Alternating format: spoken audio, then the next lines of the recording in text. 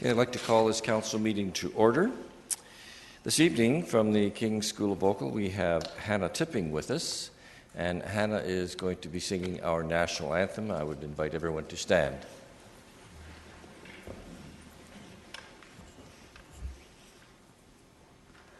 Oh, Canada, our home and native land, true patriot love in all thy sons command. With glowing hearts we see thee rise, the true north strong and free. From far and wide, O Canada, we stand on guard for thee. God, keep our land glorious and free. O Canada, we stand on guard for thee.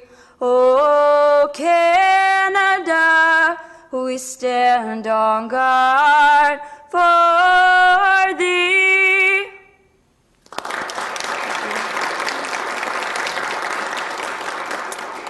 Thank you very much, Hannah. Appreciate you being here.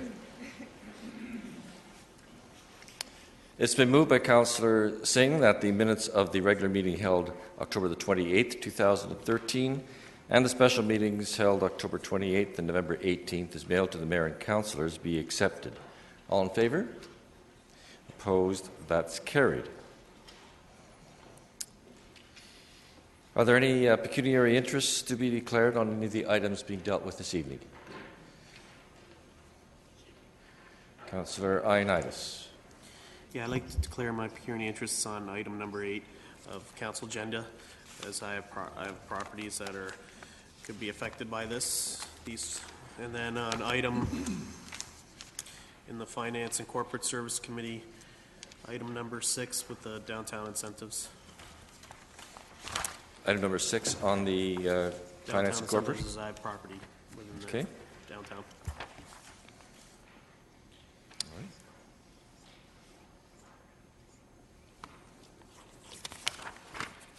So noted.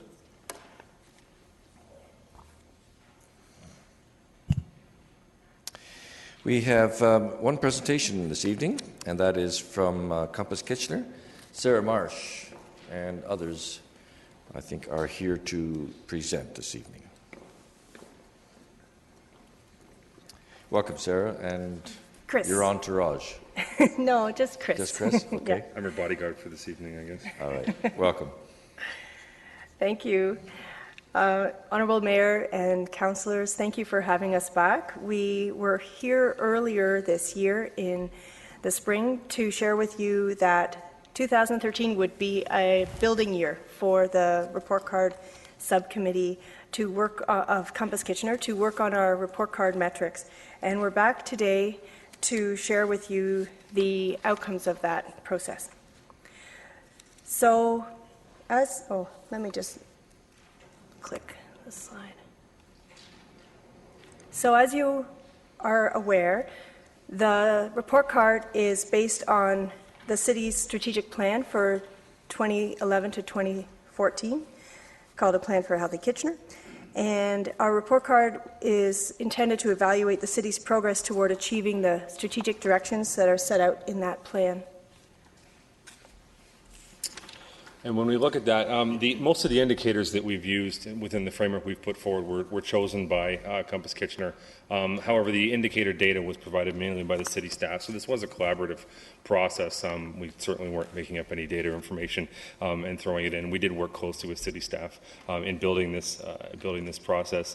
Annually, we will develop the report card and strip to the public in the spring, except for, of course, this year. We've already mentioned this to council, where 2013 was a building year, and we wanted to revamp the process from the priorities through the reporting process, so there was no report card produced this year. So just to give you a broad strokes overview of what we did this year, first in the wintertime we developed draft indicators with the support of a student intern from the MSW program. That's Carla Cote's hard work. Then we consulted with other advisory committees in the spring to get their feedback and input on what would be strong indicators for the strategic plan. We consulted with the over 25 city staff, including directors and managers. We also then we honed the metrics based on all of that feedback and brought it back to the whole group of Compass Kitchener and got their feedback, and then did one final revision and finalized the indicators last month. And so really, if we want to break down what was our decision-making process and how were we able to decide, our measures, our metrics, our indicators were chosen and based upon, well, the issue of relevance. So is this going to be relative to a citizen vis-a-vis the services that the city offers? What's the ease of collection? Is there a manageable way of collecting this information and this data on this service? Is it available as is right now? Because, of course, if the data is already available, that makes the process much easier.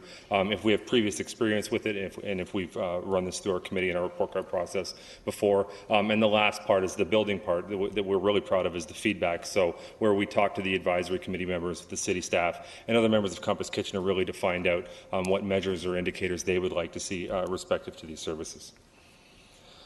And really, what the outcome of it was is we think we're going to have a much more efficient data collection process. We think we're going to have a system where we've laid out well in advance what the expectations and the priorities of the citizens are.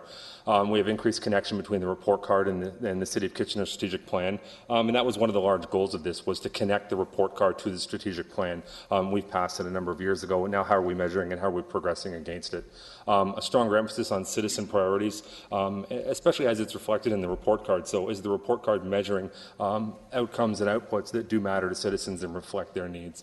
And connected the indicators to resources available to staff, the inputs, efforts and activities, outputs, results of set efforts, which are the outcomes. And there was a combination of qualitative and quantitative. There's two different schools of thought. Many people would say, well, you need much more quantitative indicators than qualitative. However, it's really about the accessibility and finding that nice fine line between what actually we can measure and what can tell us more about the results of those inputs going in. So really, what you can expect to see next is that we will roll out this new revised, robust, what we hope is a better representative report card for the strategic plan this coming year. So what we'll do is come the turn of the year, we will have data brought to us from the city staff, and then Compass Kitchener will review it and complete a report card, and we'll be back in front of you in the spring to share with you that report card. So I believe you have already received the newly revised indicators, so if you have any questions or comments, feel free. Councillor Fernandez.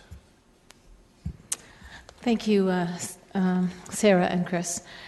I was really impressed with the amount of work that went into this. I mean, you guys are a volunteer advisory committee, and I was wowed. I really was. There's a lot of detail in here and a lot of great indicators that I think you're going to be looking at. That said, I do have a number of questions and a few concerns. So I'll just go as quickly as I can.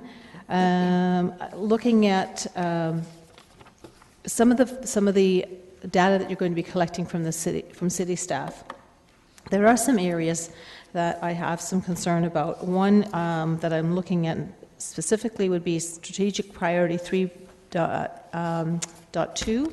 Partnering in protecting our natural environment. That's on page 5A-9. You're looking at a number of measures for discussion. Environmental multi-sector developments, public meetings versus environmental initiatives, parkland dedication through natural development. That may be hard to determine and depends on the funds. And who'd be challenging these numbers? I'm wondering if some of this may be subjective, and some of it may be difficult to ascertain. The other one above that was citizens' priorities on the environment. So I think the environment is such a very large catchment of issues.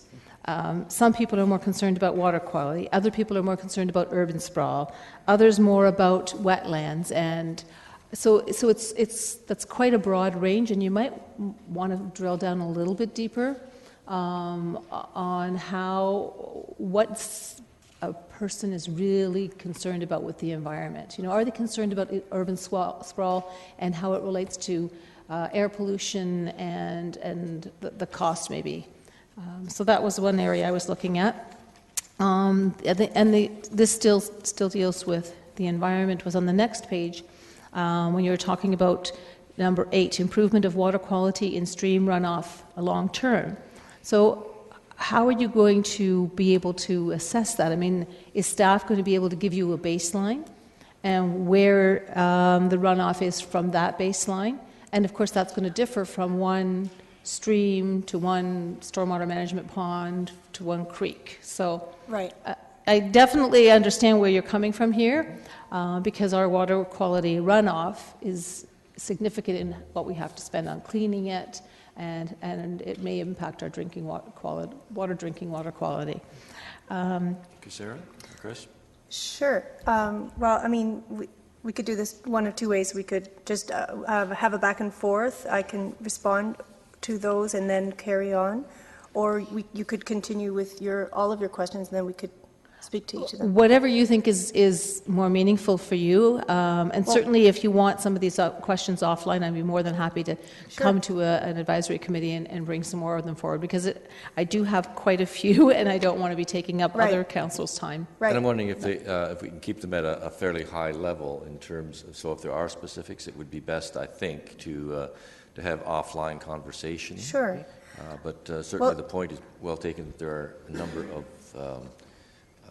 subjective analysis that may need to be done. So that's one of the points, I think, the takeaways that you can have.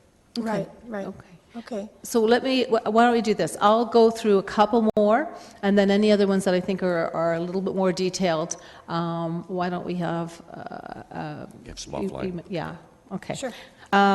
So just again, looking at, just trying to pick out some ones that are a bit more top.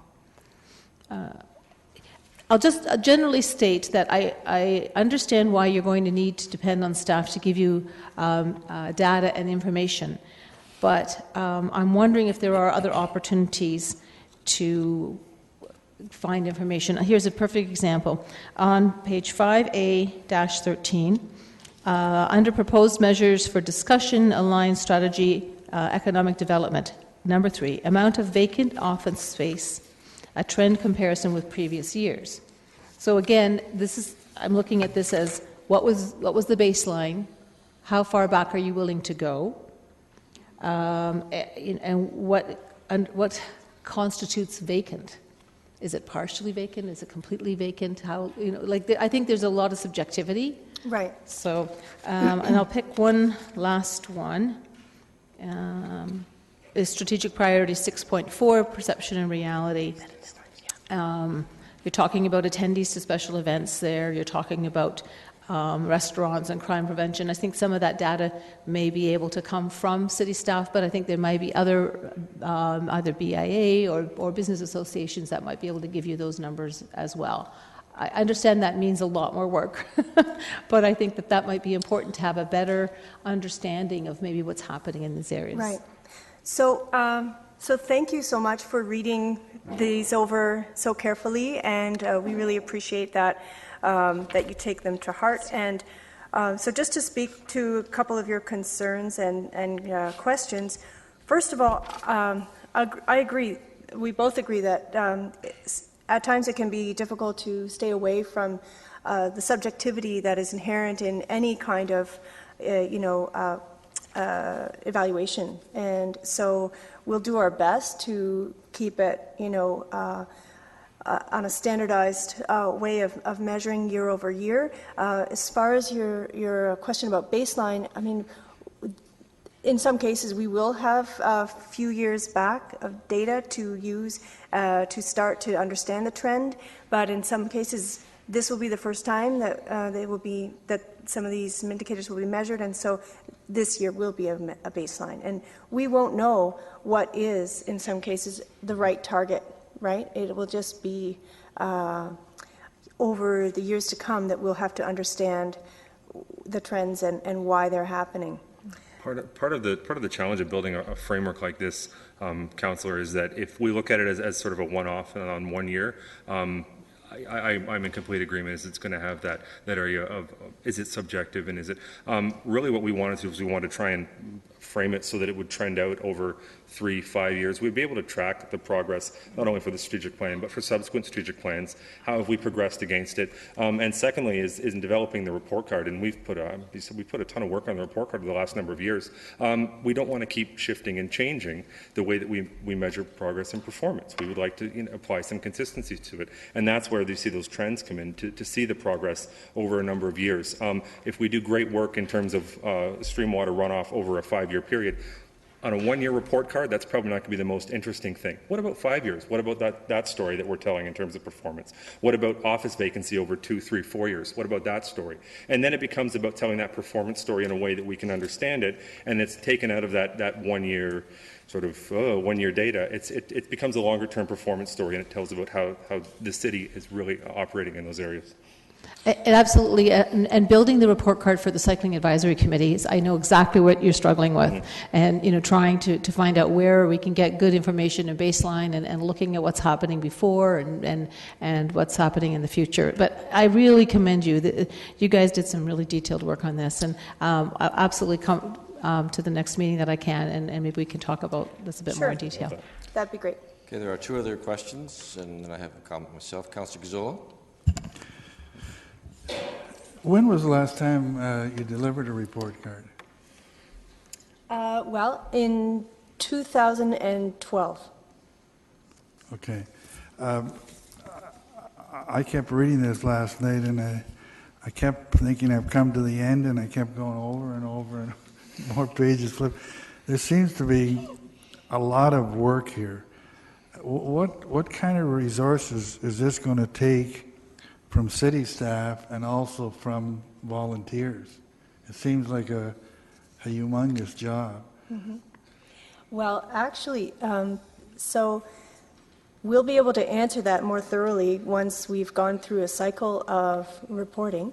However, I should point you to the fact that, and I was going to mention this to you in response, Councillor Fernandez, as well, to your question about where we will get some of the data, and a lot of it will be existing data that the city or the BIA or other existing bodies will already collect, and so we will just in many cases the data for us will be something that we can take and compile together and then develop a report card from the lens of the strategic plan.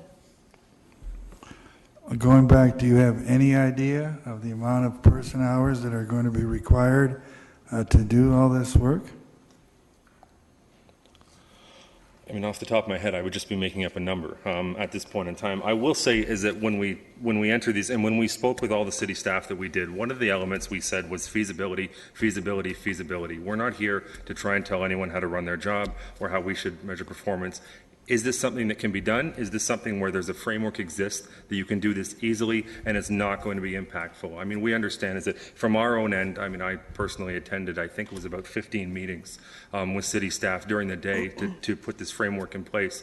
I'm kind of hoping and looking at this as saying a lot of the hard work is done. And we received information from staff that the processes were in place and this could be done and this wouldn't be onerous. But if we like, we can engage in that discussion further down the road. When we are more aware of the impact of this, sure. I mean, I think it's all great. It's just that it concerns me with the amount of work, not only for city staff but also for volunteers. How does this compare in size to the report cards that we've seen in the past? Well, actually, we have fewer indicators this time around than in previous report cards. So is it your intent you're going to deliver this early in 2014 relative to 2013, Exactly, that's exactly right. and then it's going to be an annual thing from there on, Yes. going forward. Yes. In the spring of every year, we'll be getting our report card for the previous year. Yep, that's right. Yeah, thank you. Councillor Gazzola? Sorry, Ivanovich. Thanks, Mayor. Is there more a comment than a question? I really, really want to applaud the committee for the work that you did in putting this together. First of all, there's very few communities that have a committee like Compass Kitchener and that actually goes out and obtains from the public, number one, surveys the public like you do and you're in the process of doing now, but also goes and looks at benchmarks and sort of rating how we're doing as a community. And I think it speaks a lot in terms of what we're trying to do around transparency and accountability and so on. But what you've done here is really put some meaningful measures around this. Doesn't mean that they'll be the only ones, doesn't mean that we're not going to need to tweak it in the future. That's right. But it's been citizen generated and it's going to be citizen evaluated going forward. And I think it's a really great start to this process. So thank you. Thank you. I just have a couple of observations and perhaps in the form of a question as well. And I refer to pages 4 and 5. And this has to do with a number of the questions that are asked of, give you an example, a number of agencies that support vulnerable people, etc. It's a great question to be asking.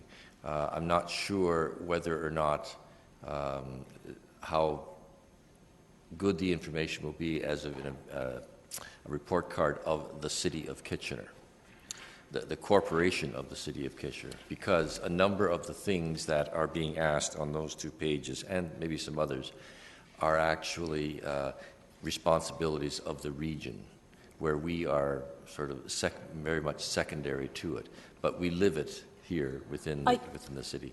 I think we might have different page numbers. Can you tell us which strategic Okay, sorry, priority? your page numbers 2 and 3. Okay. That's helpful. Quality of life? Okay. That would be in the first page 2. It's the on voices, yes, quality, where a city where everyone has a place. And I totally agree with the premises that are in here. My concern is you're going to be measuring something for which this council does not have direct responsibility for.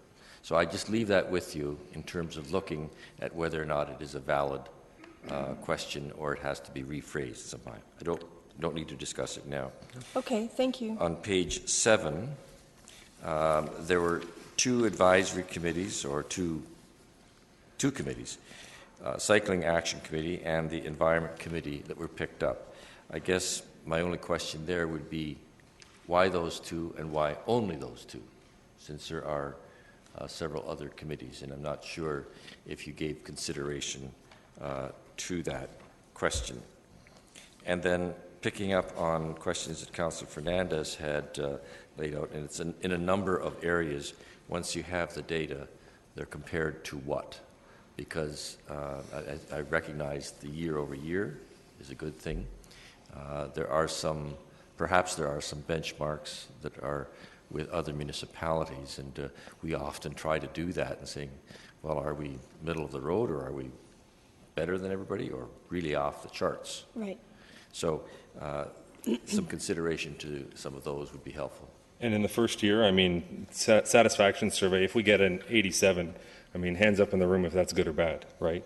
I mean, it's really hard to tell, and that's where the year-over-year context and the trend information is going to become valuable, I think, is that if we do see a noticeable dip in satisfaction of our committees, then we would say, again, it's not, when you're measuring performance in an annual report card, the job isn't to say that was bad. The job is to say, let's focus on this a little bit more and see what we can do to make this even better. Absolutely. And that's the way we approach it. So I appreciate the comment, and just to say is that the committee made up of citizens is committed to looking at this over long term and saying, how do we progress from year to year as a report card is supposed to be.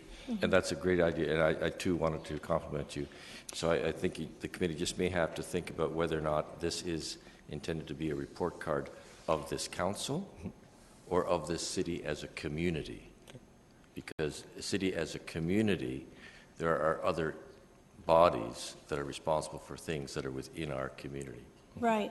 And so just to respond back to your previous comment about how the quality of life strategic directions do not all fall under the purview of this council. I mean, at this moment, halfway through our strategic plan time frame, I mean, it's a good point, but at the same time, this strategic plan, was made and agreed upon, years ago, a couple of years ago, and so it's something for us to consider more clearly, for the next round of strategic planning. So. And we maybe have to turn it back on ourselves as well. Right. Is our strategic plan in the areas where we have an influence or not? Right. So this report card, of course, is really just measuring against those strategic directions. We're not making up the indicators out of a hat. Yeah. Okay. Thank you very much. Sorry, there is one more question, Councillor Davey. Sorry, just a comment, Mayor Zaire. I just wanted to follow up on a component of this, the community survey. You had emailed it out, I guess, about a week ago, and I wanted to thank you for that. I know I was critical of the process from that, but I've read through the questions, and I really think that is fantastic. And I guess the reason I was critical is because I think it's paramount for quantitative people like myself in terms of feedback. So very good job on this, and especially on that survey. Thank you. Thank you. All right. Thank you very much. Okay. Thank you. While the Compass Kitchener people are here, though, I would request that we go to number 7 on Committee of the Whole, which was the appointment of people to Compass Kitchener. And so if there are any questions, they are here. It's moved by Councillor Galloway-Seelock, seconded by Councillor Ioannidis. Do you want a moment to get to it? Blue pages, number 7.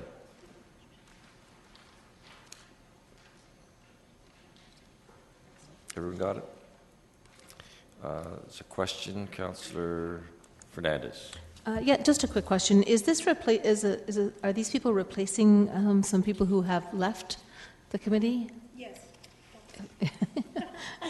So we've had a few members of our committee leave to other commitments, whether it was a job that was more demanding during the time period that we meet usually, and one person moved to BC. Hard to be a volunteer on Compass Kitchener from there. You didn't burn them out making this other plan. No, I'm only kidding. Everyone who participated on that, on the report card is still with us. So. Yeah. Okay, thanks. Thank you. Okay, those in favor of the motion? Opposed? That's carried unanimously. Thank you very much. Thank you.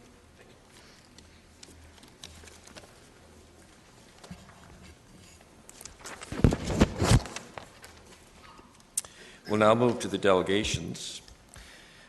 Stephen Litt is the first delegation.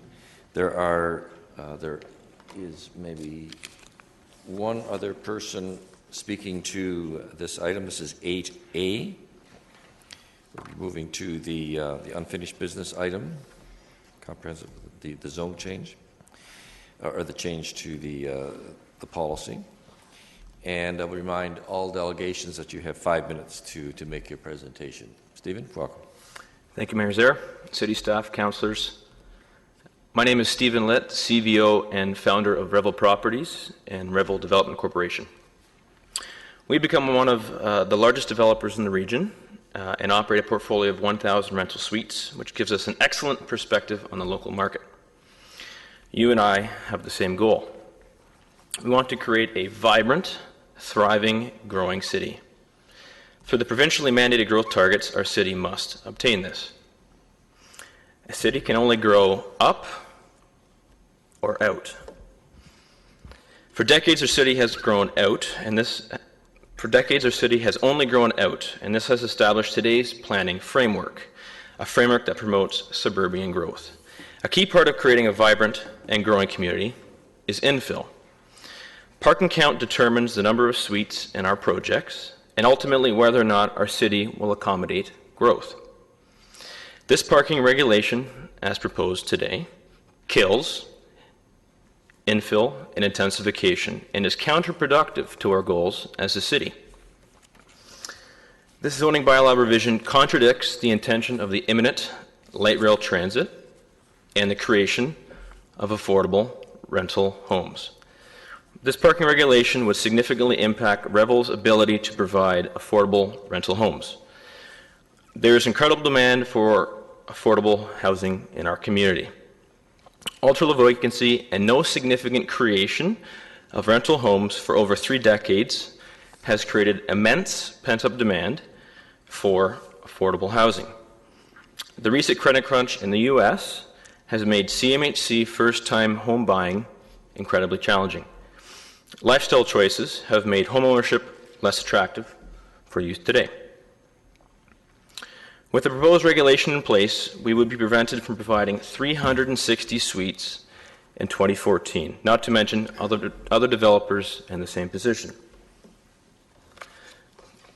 The proposed regulation treats all of our tenants as though they have the same lifestyle and needs. This is not a realistic approach. We have provided real-world, real-time data from our portfolio showing that the parking bylaw as it exists today works beautifully. In most instances, even less parking is required. As our transit situation improves, our parking requirements will lessen and should be reflected in the comprehensive zoning bylaw review to be presented to you, the Council, in spring of 2014. We are asking for justification, just as Council asked a month ago, to support the proposed changes. These changes cannot be considered in the isolation as presented today, but rather only in the broader context of the future direction of our city. The most recent comprehensive review in the region happened in the envisioned mixed-use Northdale community in Waterloo. This full neighborhood study resulted in a mixed-use community with parking regulated based on parking units per bedroom, as bedrooms are the only true metric of residential density. This result in a parking consideration of 0.25 parking spots per 1-bedroom apartment. In a community such as Kitchener-Waterloo and Cambridge, with the considerable investment of LRT about to be made, this resulted in a net parking reduction. What is presented today is an increase in parking, almost a step back in time to a society more dependent on cars. The effective Northdale parking ratio in Waterloo is a factor of half to nearly 30% of the Kitchener's existing parking ratio today. The same logic of lack of justification towards duplexing semi-detached buildings and building height regulations can be inferred. We want to know why and want to work with staff to develop effective regulations. In summary, this is a major decision that will directly impact the future of intensification and the vibrancy of Kitchener. The immediate impact will result in 360 fewer affordable housing units in our community next year in 2014. We look forward to remaining a good citizen and partner with the City of Kitchener. Thank you very much. Are there questions for the delegation? Councillor Fernandez. Thank you, Mr. Litt. When you're talking about this affecting your business, you're saying essentially that any building that you're going to be developing, that by having an increased parking, that you're going to see less occupancy or less desire for occupancy? Right now, as I mentioned, parking, the amount of parking provided on a site, determines the number of residential units on a proposed project. So by increasing the parking requirement on a given site, you reduce the number of units that can be built.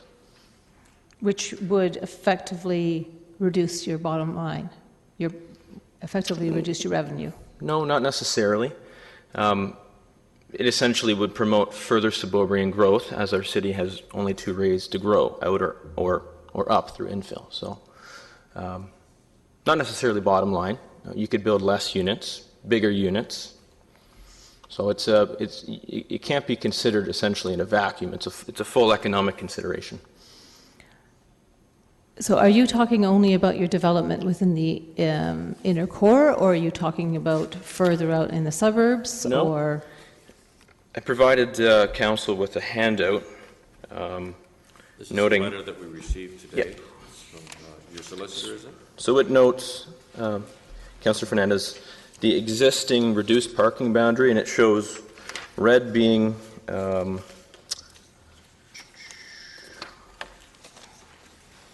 it's color coordinated.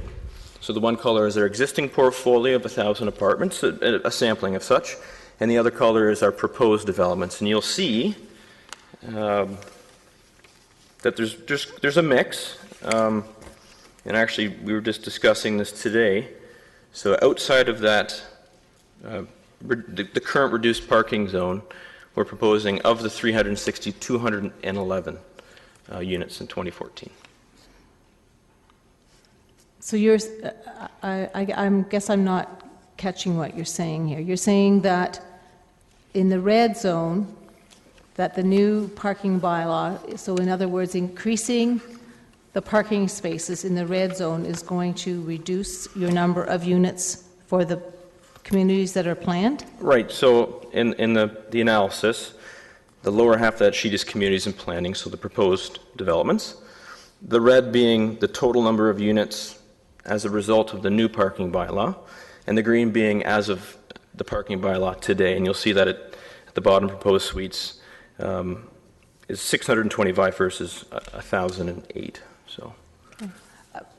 But I see that you're on a number of very established streets as well as some out in the outlying areas.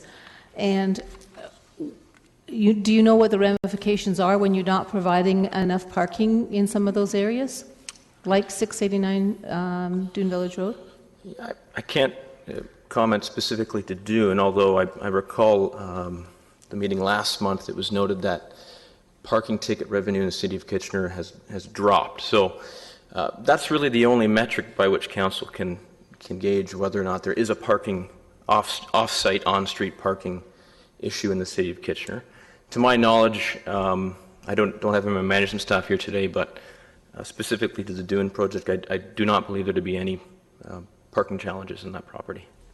Okay, well, then I think I would suggest that maybe you come down and see that a number of the residents in that unit are either renting driveways or parking and moving the cars every 3 hours so they don't get ticketed, or parking in the school parking lot.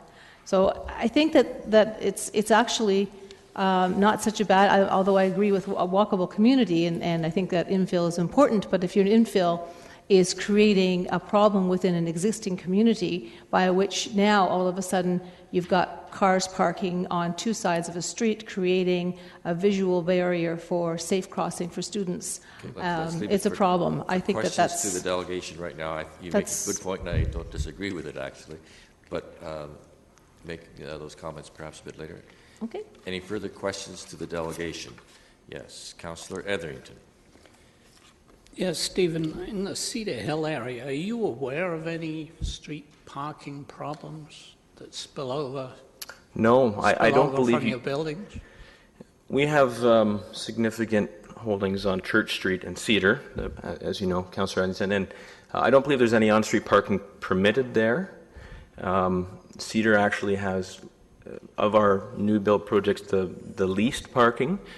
Being that it's a stone's throw away from the proposed LRT station at Cedar and Charles, many of the small one-bedroom apartments, we don't require any parking whatsoever. In fact, we're working with the Grand River Car Share to dedicate a parking spot to the car share program. So it's, moving forward, there's many solutions to parking, and essentially suggesting that more parking is required is a step back and away from, this wonderful paradigm of light rail transit that's coming our way. So, Okay, thanks. I have one question for you, Mr. Lett. sure. As is reported in the staff report for this meeting, it's on page 2 of the report. I am assuming that you've read that, and you would be aware that there will, if this policy is passed as is being recommended by staff, there still is the opportunity on a site-by-site basis where it would be appropriate to reduce that number of parking spaces through the Committee of Adjustment. I realize that. All that we're asking for is we provided empirical evidence here showing that as a major landlord, we do not see any problems. I do not see the necessity for the development process to be further encumbered by additional transportation studies. What I'm saying is we don't see it as broken. Why fix it? And we'd like to understand why staff thinks it's broken. Okay, I have no further questions. Thank you. Thank you. We have one more delegation on this matter. Sharon Wade. Sharon Wade here? Oh, I'm sorry. Okay. Take your time.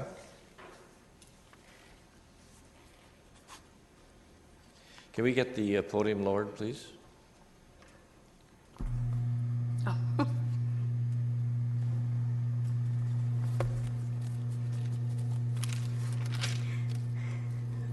Welcome, Sharon.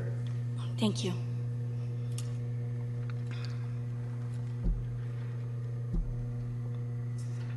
Okay. Thank you very much. Good evening, councillors and Honourable Mayor. My name is Sharon Wade. I've lived in the region all my life. I'm here this evening to address the Planning Department's proposed changes to the semi-duplex build, only wanting them in the R6 zones. I first would like to say that I am a disabled person and I've had great difficulties finding housing in this region. High rises do not accommodate me, as in the case of a fire alarm, I'm not comfortable staying in the unit and not being able to use the elevator. And most high rises that would accommodate my family, with the larger bedrooms, are on the upper floors. Triplexes are not accessible due to the stairs, and to rent a whole home is not affordable for me. I'm on a list for disabled housing, which I've been on for a couple of years, and I've also been in contact with the Habitat for Humanity to see if there's any resources there to help find a suitable housing arrangement for me. With the land crisis that we have in Kitchener-Waterloo, you would think that we would want to use existing land to redevelop. When I read the report and reviewed it to the best I could, having the knowledge that I have in regards to the proposed changes, I see it as if you can house 4 families on one plot as opposed to 1, it makes more sense. And with that, 2 out of every 4 of the units in a semi-quad could be made main floor accessible for people with disabilities. If infrastructure is the problem, we only need look around at the ever-changing aesthetics in the region. There's lots of diversity everywhere you go. I've also observed, I think, that the only reason for the proposed ban is that homeowners in R4 and R5 zones do not want renters. They see renters as second-class citizens. And I say that being a renter, but also being a homeowner in this region at one point in time. If it is the cosmetics with the shape or the size of the driveways or the flower beds or whatever regulation that's in place, put something in place that it has to be 50% brick, 50% siding, and make those regulations stick. I have secured housing in the region in a semi-quad, and the builder has accommodated my needs with my family, with my son having cerebral palsy and my disability. It's not for myself that I stand up here today. I stand up here for the people that behind me that are going to have problems finding housing that are disabled. Thank you very much for your presentation. Are there any questions? I don't see any, Sharon, but thank you very much for coming forward. Thank you. Okay, this item is under unfinished business, and this came out of the Planning and Strategic Initiatives Committee. I would ask, and it was referred to this council meeting, so I would ask Councillor Rabanovich to bring this item forward. Thank you, Mr. Mayor. I will bring it forward, but I actually had a couple questions of staff. So did you want me to do that first, or? I think procedurally we should bring the item forward, and then we can ask questions on it. Okay. So the recommendation that's being brought forward is that the city-initiated zone change phase 2 interim update to amend general as well as site-specific provisions be approved in the form shown in the proposed bylaw, and specifically in relation to building height, semi-detached dwellings, and small unit parking rate. And it's moved by myself and seconded by Councillor Yanetsky. All right. Now, your questions of staff. Yeah, on the first question, what was in regards to the question that Mr. Litt raised, and it's the issue of parking, and what has been the documented experience thus far that where we've had problems, and specifically, what are we trying to avoid in this instance? Mr. I was looking at it, comes up as Mr. Beckett. Mr. Bernard. Yes, through your worship. The documented issue is that we've had a handful of purpose-built developments where up to the maximum amount of smaller units that can take advantage of the parking discount are doing so. And in those communities, we are receiving a lot of telephone calls from people who live in the area, of people who are parking on street and in other locations. Now, these are not generating fines because they are parking in areas that currently do not have parking restrictions, or they're parking within the current parking regulations. However, the people who live in those communities are finding that they themselves, family members and visitors, have fewer opportunities to park in those locations because of the increase of parking brought upon by these new developments. So that is the one documented issue that we have. What we are also doing is trying to be proactive, because at the present time we only have a small handful of these. And right now they are permitted as of right across the city. Not only areas that have good amenities within walking distance and have access to transit, but across the board in the city. Up until recently, it was never attempted anywhere outside of the core area. So the proposed change to the regulation is to only allow a parking discount in the central neighborhoods. And then the other component, and this is a proactive thing, and it was developed in consultation with Transportation Services, is only to allow it as of right for very large developments. The rationale being that in a very large development, you have a large pool of shared parking. Notwithstanding that the ratio is the same, the odds are better that there will be free parking from when people want to park in that shared parking. And as was mentioned earlier, and I think it's worth repeating, that we do see situations where a parking discount can be justified. However, we feel until we've had a more thorough look at this, that it's a good precaution not to allow it as of right, but actually to allow it based on a detailed parking study that justifies it on a case-by-case basis. And we will do that, and in those instances, it would get supported. And out of curiosity, what does something like that typically cost? A detailed parking study? Through your worship, I think it would vary. It would vary depending on the size of the development, the amount of discount that's being asked for, and how much information is readily available to make the case on the part of the proponent. I think it would be fair to say that a couple of $1,000s would not be unrealistic, but in some cases they are higher. Okay. The other question I had has to do with our second delegation, and it's a concern I spoke about at committee around the whole issue of as-of-right duplexes. And my understanding in meeting with staff subsequent to that meeting is that this is a solution that's being looked at now to deal with potential problems that we may have in certain areas in the city.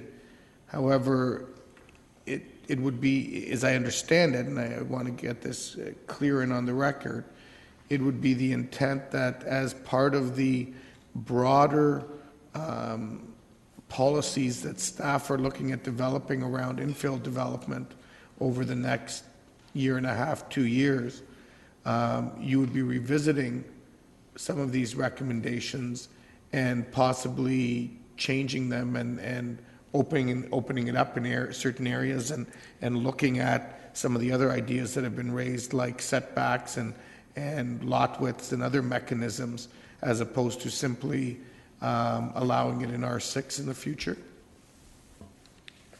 Through your worship, I'm just going to respond, yes. We do plan to take a more holistic view at all of this, and with a whole new structure, it will, in all likelihood, give us opportunities to deal with it in a way that addresses as many situations as possible.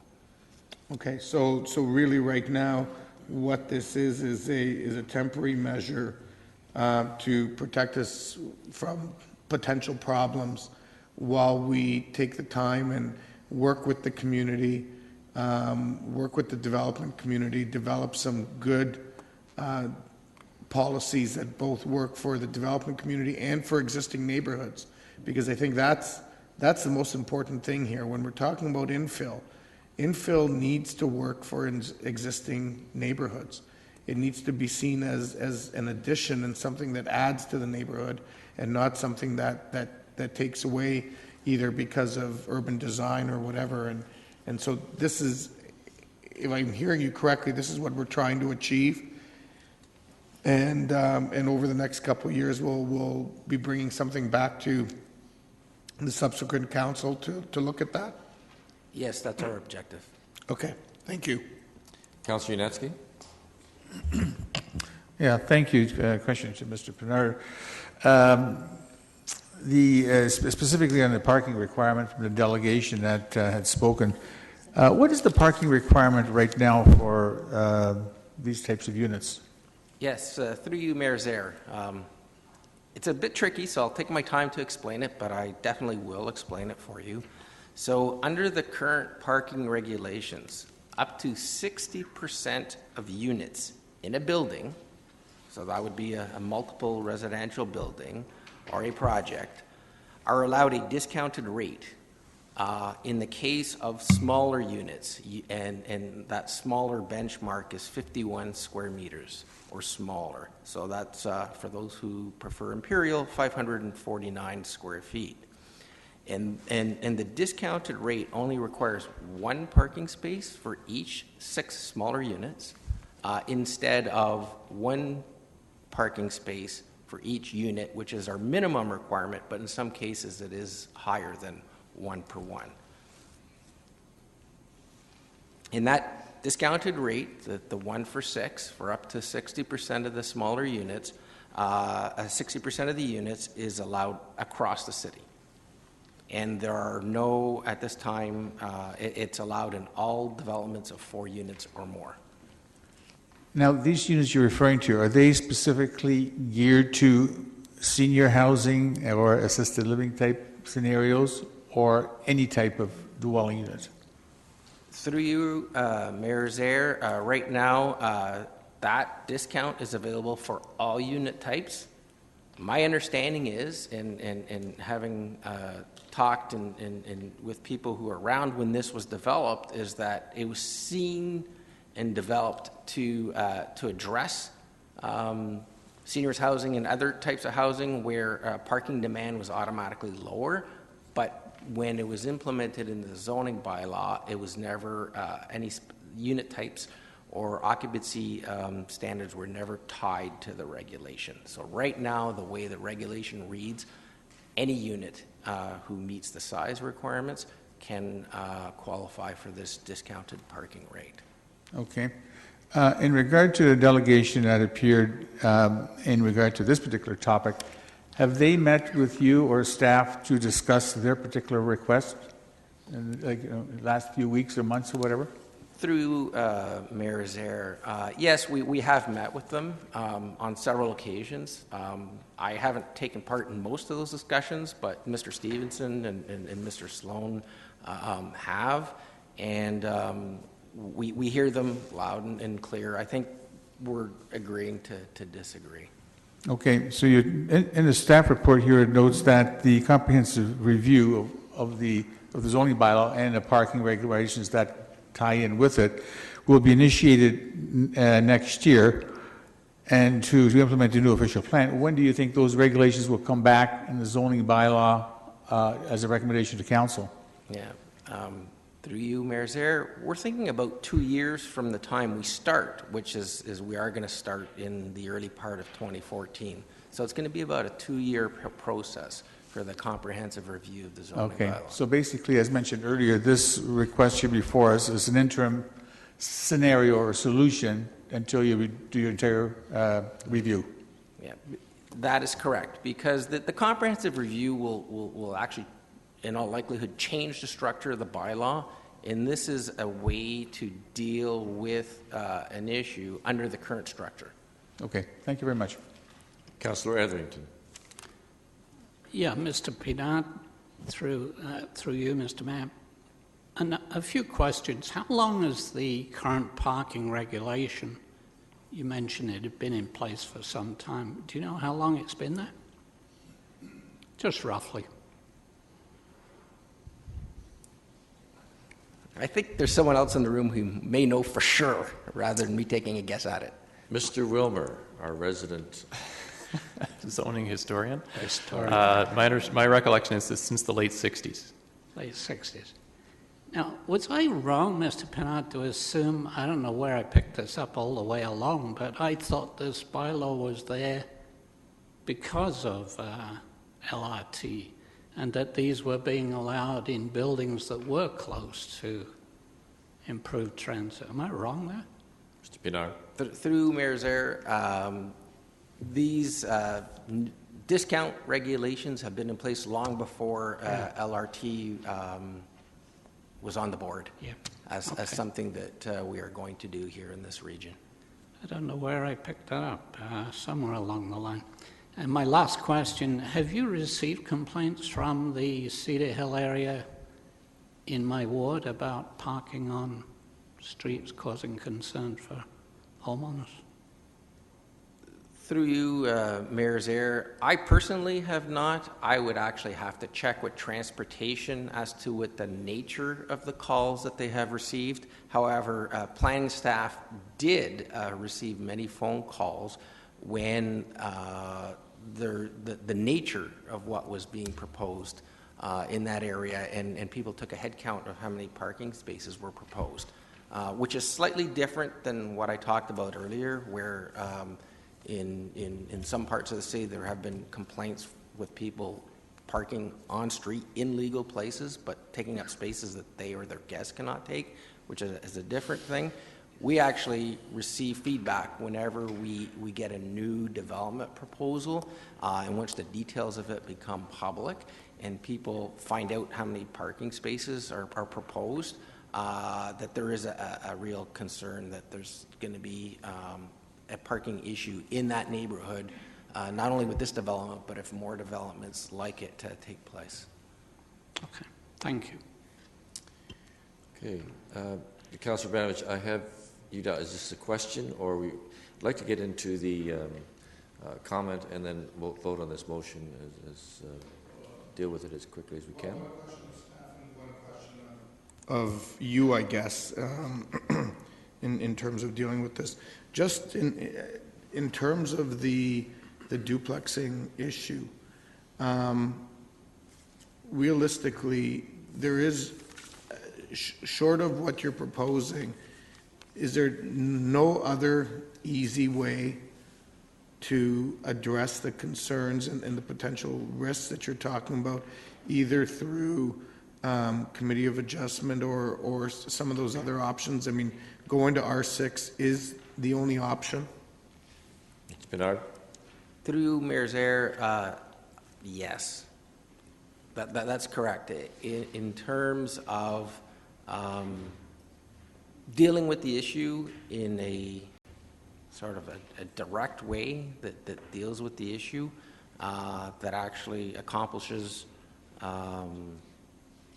some of the things that have been outlined in the report, that is really the best way.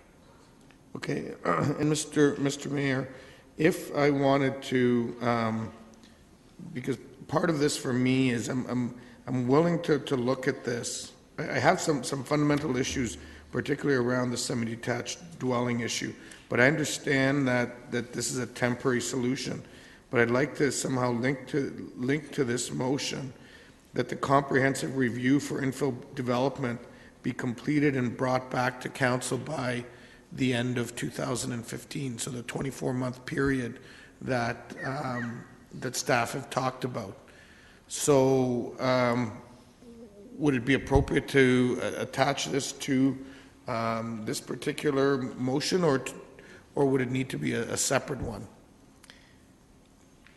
Personally, I think it would be better to make it a separate motion so that this can stand on its own in terms of the administration of the changes that are being made.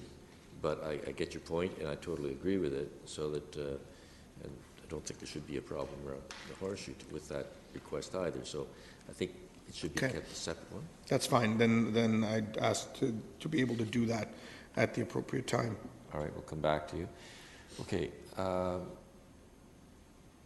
Councillor Singh, you have a question, and maybe you can lead it off with comment, because I'd like to then deal with comments. No, that's fine, Mr. Mayor. And actually, I had something very similar in mind as to the last point of Councillor Verbenovich, as to that we have to give direction to staff as to when something would have to come back to revisit this. Because ultimately, I think if we do decide to proceed forward, it has to be a short-term basis. And so this is my comment as well, I guess, as part of it. I would not have preferred 2 years. I think 1 year would have been more sufficient, but perhaps I can support that. As an add-on, I'm not sure if additional direction need to be given as to what we would be looking at getting back, but I would hope a comprehensive, detailed report outlining, I guess, the cause and effect of the change to the zoning bylaw for semi-detached duplexing, as to how many duplexing was done by changing it to restricting it to an R6 only and up zoning. Because ultimately, at the end of the day, we have to be very much, this council has to be accountable to the resident that came before us, that if we are, in fact, limiting affordable housing to some segment of our population. So I would support the motion with because of the separate motion, I guess, that Councillor Verbenovich has already put forward. Would he be comfortable changing it to 1 year? I think 2 years is a rather lengthy point. I think it would more help us to see exactly what the stats are after a 1 year review. And at that point, we may not be ready to change, but then we kick it down again for another year. But I would hate to extend it too far along, because the effects may be far more than we had really anticipated or were comfortable with. I think there was some discussion at the last meeting about the time length, first of all, how this is going to fit in with the workload of staff over the next year or two, and also simply to go through all of the public processes that are required for that comprehensive amendment. Do you want to speak to that one item, Mr. Pinard? Sure, Mayor Zaire. We could report back after a year, and we may even make some recommendations that would change things, but the recommendations that we'd be making after the 1 year would be changes within the current framework. We won't have the holistic package, the complete package, and the comprehensive review of the zoning bylaw done by that time. So it's something that would have to be done outside of that as a standalone. But we definitely could monitor what impacts it's had on supply, permits for those sort of things, and whether or not we need to take action in advance of the comprehensive review being completed. But it would not be doing it as part of the big package as Councillor Verbanovich has talked about. So hearing that, I think that would be helpful. Process and information. Councillor Verbanovich will take that into consideration when he brings forward. Right, so I'll leave it at that. Motion. Okay, comments now. Councillor Glenn Graham. Thank you very much. And I will support the recommendation. I think that staff would have brought back a comprehensive review anyways, but if that's we want to formalize that, that's fine. I'm pleased with the flexibility that staff are building in here. And further to the delegations points, I think there is some flexibility to consider downtown developments or developments that would allow for reduced parking. So I'm pleased that that's in here. I think that's important to demonstrate flexibility so that we can consider the whole picture. We don't want to stop growth or intensification. The other aspect that the other delegate brought forward is a very valid one, but this is R6 only. And I know that there's some semis in R4 and R5 that would still be permitting in duplexing. Is that correct, Mr. Pinard? Through you, Mayor Zaire, if the proposed zone changes go forward, the duplexing of a semi would no longer be allowed in an R4 and R5 zone, but the duplexing of a single, which would have an at-grade unit, would still be possible. And existing duplex semis in R4 and R5 zones would be able to continue. Thank you for clarifying that. I'm comfortable with this being an interim measure for 2 years. I think it's a good, flexible option that does take a nuanced approach. I'm pleased to see that we're going to do a full comprehensive review, and I think that staff have tried to strike a delicate balance here, so I fully support it. Councillor Fernandez. Thank you. Certainly, I wasn't here for the initial report, but I read through it while I was away, and I read through it again, and I think that staff has really responded to what we have seen a number of times of the gallery full of people who have been affected by infills that have changed their community, have changed their the parking situation, have changed the layout of the land and the grading, and I think that they've responded very well. And so I would like to thank the planning staff for doing that. I think you worked under a pretty tight time strain. So you heard what the residents said, and you heard the number of questions at the time that a number of us around the Horseshoe had asked about how can we change this? How can we affect the change so that we're not changing the face of a community? And you've responded to that, and I think, again, kudos to staff for doing that. I strongly support this. I think this is what we've asked Council to do. We tried different ways that we could find. I know that some developers have tried to navigate through the Committee of Adjustment and navigated through ways of OP changes that have really left a bad taste in both Council and residents' mouth. So this is a great first step. As far as changing it again in a year or 2 years. We absolutely need to give staff the 2 years to make sure that we see what's happening. I think that with the onset of LRT, with the number of people who are coming and going in our community, I think we will see everything level out and be a level playing field. I think that this is a great first step. I do think it's important that all councillors who are voting on this not have any pecuniary interest in terms of how they're viewing this. I think that we have had some comments that are actually that this will actually affect their own personal vested interest, and I think that they need to take a look at how they're voting on that. So I hope that the rest of council supports this. I think it's a really good initiative. Councillor Yunetsky. Yes, thank you. I'm glad to see these changes here myself. I do recall back earlier this year and even last year when delegations were here and the zoning was already in place and they had no choice. What was before us was really a demolition and the proposed application that was not technically before us because there was no site plan required and it was just a process that was being handled directly by staff, and we as council had no opportunity to do anything about it because it wasn't technically before us. So now with these changes here, I think it's we're going in the right direction, and this is a good step forward.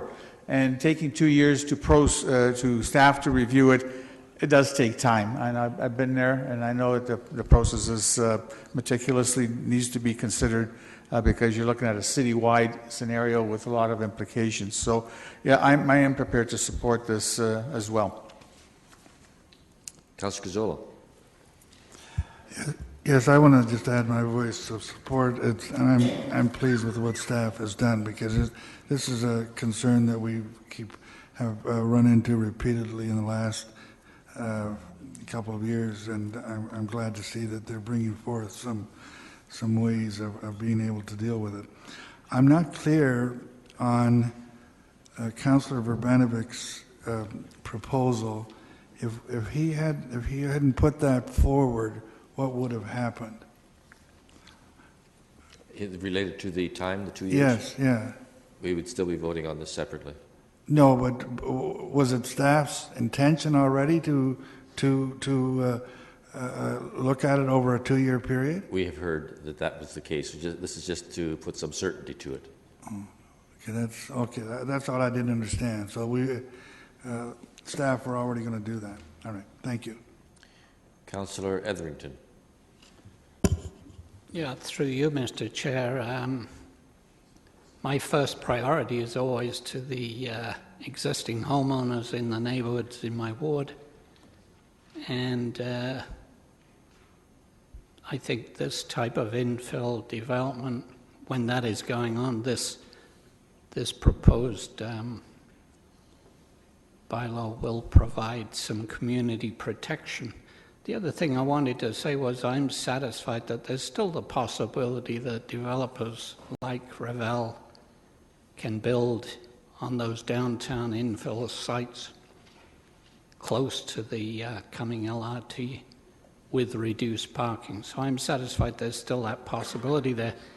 However, I favour the 1 year. It seems like a long time to wait for people interested in that type of development to wait for 2 years. But I will be voting in support. Okay. Mr. Wilmer, do you want to throw some additional information in? A suggestion, Mr. Mayor. Since there is the possibility that one or more components of the proposed bylaw may be appealed, although it's written as one bylaw with various subject matter contained within it, Council may wish to consider an alternative of passing this as a series of separate bylaws dealing with the separate subject matters. That way, if there's one aspect of this that is going to be appealed, that's the only subject of the appeal. The other aspects of the bylaw would not be hung up in the appeal. So if you're inclined to do that, Section 1 of the bylaw, which is starts on page 8A3, would be one separate and entire bylaw. Section 2 would be a separate bylaw. Section 7 would be a separate bylaw. and everything else would be a fourth separate bylaw. Okay. Thank you. I was actually thinking of something similar to that, but you've added some specific to it, so that's very helpful. Okay. I'd just like to make a comment about the fact that, as it's been mentioned a couple of times, this is an interim measure, and it deals with some more imminent issues, and I will be supporting it. So with that suggestion from our CAO, I would suggest that we do take it in parts, and it would be essentially dealing with the recommendation that is on our agenda item. That's the unfinished business, but that we will deal with it essentially in those parts.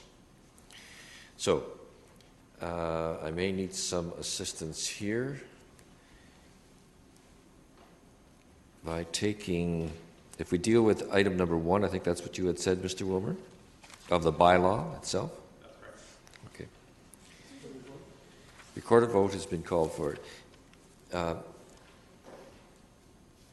Christine and Colin, you'll be able to make the appropriate changes in the wording without us going back and measuring up all of those.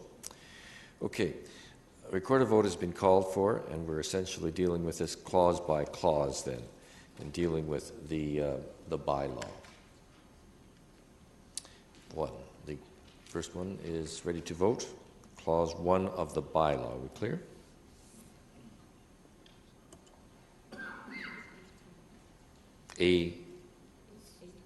That's correct, page 8A3.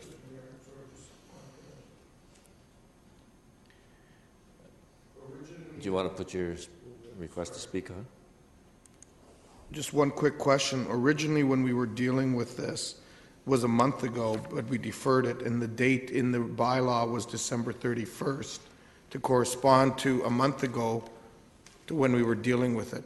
Is the intent that it should still be December 31st, or should it really be January 31st to still allow that same time gap? Mr. Pinar and then Mr. Wilmer again. Sure. Through Mayor's Air, it's in council's hands if you want to change that date so that it's the same duration as what we were talking about the last time. That works. It's just to put a sort of an end stop as to when approved site plans would be allowed to use the old regulations. I would suggest this has been out in the public since that time. Mr. Wilmer, did you wish to add something further? No, the mic's just still on from the last time, unless you need a clarification that it's sections 1, 2, and 7 to be dealt with separately. 1, 2, and 7, yes. Correct. Okay, that's fine. Okay. So we're waiting for the result now, I think, on the voting is closed for number 1. And that is carried unanimously with one conflict of interest noted. Clause number 2 of the bylaw. That's correct. This is the building height. Voting is open.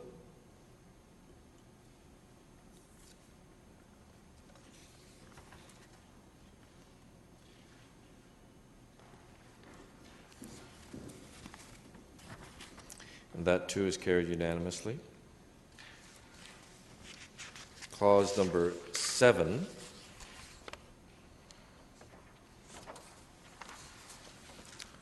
Voting is open.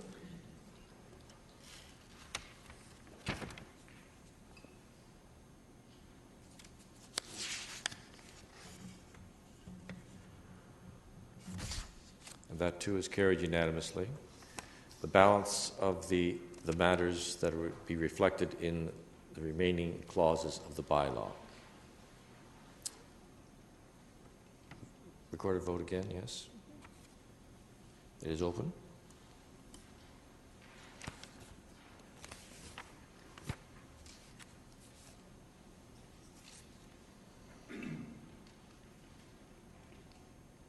Okay, and that too is carried unanimously. Okay, I think we're now finished with that one item alone. Councillor Urbanovich, you can come forward with your additional motion. Sure. That that's the comprehensive zoning review for infill redevelopment, that staff be directed that the comprehensive zoning review for infill development be completed no later than December 2015 and brought to council, and that an interim report with any recommendations come forward by January 2015. And I've moved it into January to allow some time for the new council. Okay. All clear on that? Is there a second for that? Councillor Yanetsky? Those in favor? If you wish. Record of vote's been called for. It is open.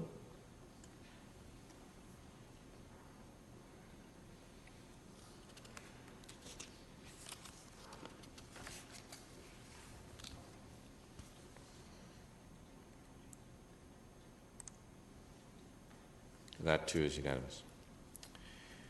All right. That deals with that matter. Thank you, everyone who was here for that issue.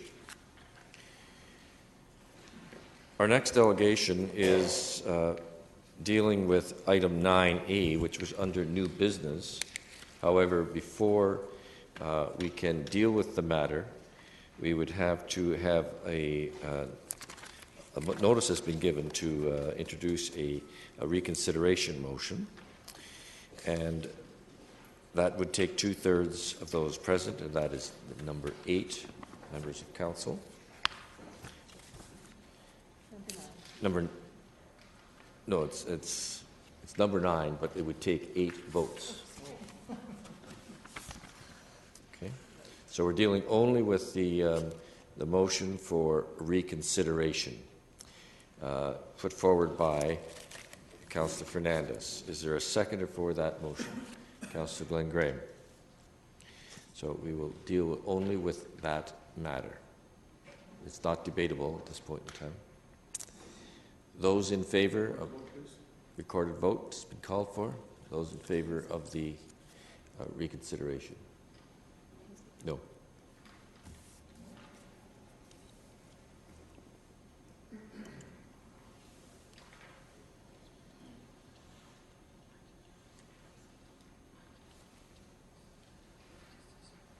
That carries.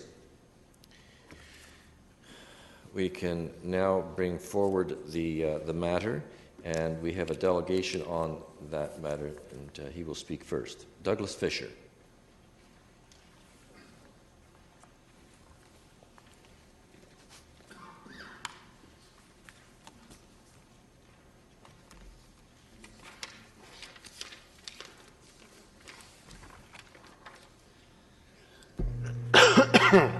Welcome, Mr. Fisher. Good evening, Honorable Mayor and esteemed councillors. Thanks for having me tonight. I appreciate it. My name is Doug Fisher, and I am one of 2 owners of 201 Dune South in beautiful Kitchener. My wife couldn't make it tonight. She's looking after the kids. So I'm here.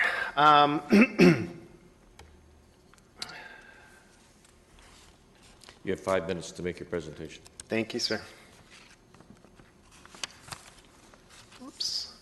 So today I want to go through a number of items based on some new information on our property. I'm going to look at the chronology of events since the encroachment agreement was placed. Specifically look at some photos of my property and what's happened since, and hopefully get some closure on this stressful piece of business for our family. So just a brief chronology. In 2004, the pool permit was granted, and a pool was built with a fence. This was built prior to my wife and I buying the house. In 2007, we did purchase the house as is, with the pool and deck that's in place today. Unfortunately, in May 2012, we received a letter from the City of Kitchener saying that we were encroaching on on Parklands.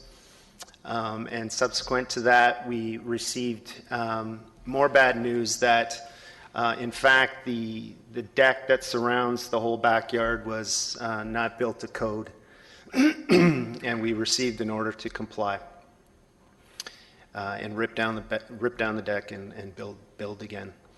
In May 13th, we did receive the encroachment agreement. My wife was here in front of council, Mr. Mayor, and discussed that with a 12-year clause. In fact, what that means is the encroachment where we're encroaching needed to be ripped out again and put up across the actual encroachment agreement. After that, we went out to look at getting quotes for the new deck.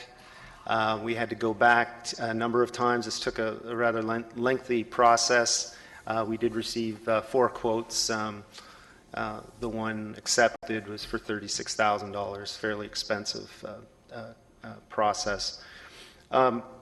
What happened after that is the construction company that we selected asked us to get the actual survey redone on the property.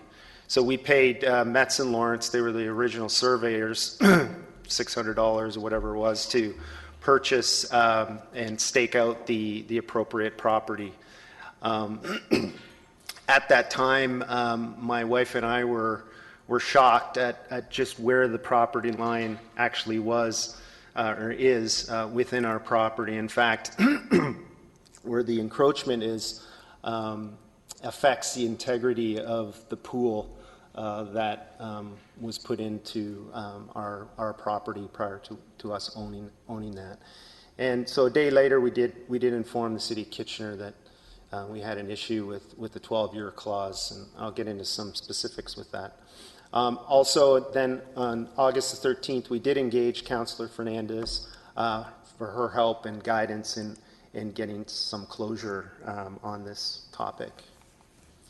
The picture that you're looking at is the back of our property. I want to give you as much time as possible, but you're going to have to speed it up. You're down to 1 minute and 10 seconds. Very good. This is the actual property, the back of the property. It's all deck and fence. Another picture of it. The pool was actually built on a grade, so they had to build up the property, and you can see that in this particular picture. There is a red stake where the new property line is, or where the actual property line is within our property, and I tethered a rope to show you where the actual property line is. And this is a good example of where the actual encroachment is. It's actually cuts into the pool area that's about 12 inches from the actual pool. All the rest is actually encroaching. So the integrity of the pool is affected by the actual property line where it stands today. And we would have to actually rip out the pool to adhere to the encroachment agreement if in fact that happened 12 years from now. Here's another example. In closing, again, we look forward to finally resolve this. This has been going on for a year and a half now. My wife and I cannot sell our house. We're kind of stuck in limbo until we can figure out what to do here.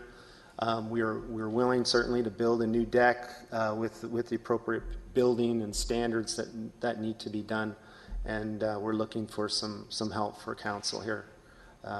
Thanks again for your time. Okay, thank you. We just ask questions at this point in time. I have two, Councillors Fernandez and Councillor Yaniski. These questions to the delegation. Councillor Fernandez. Thank you. Thank you, Doug, for coming in.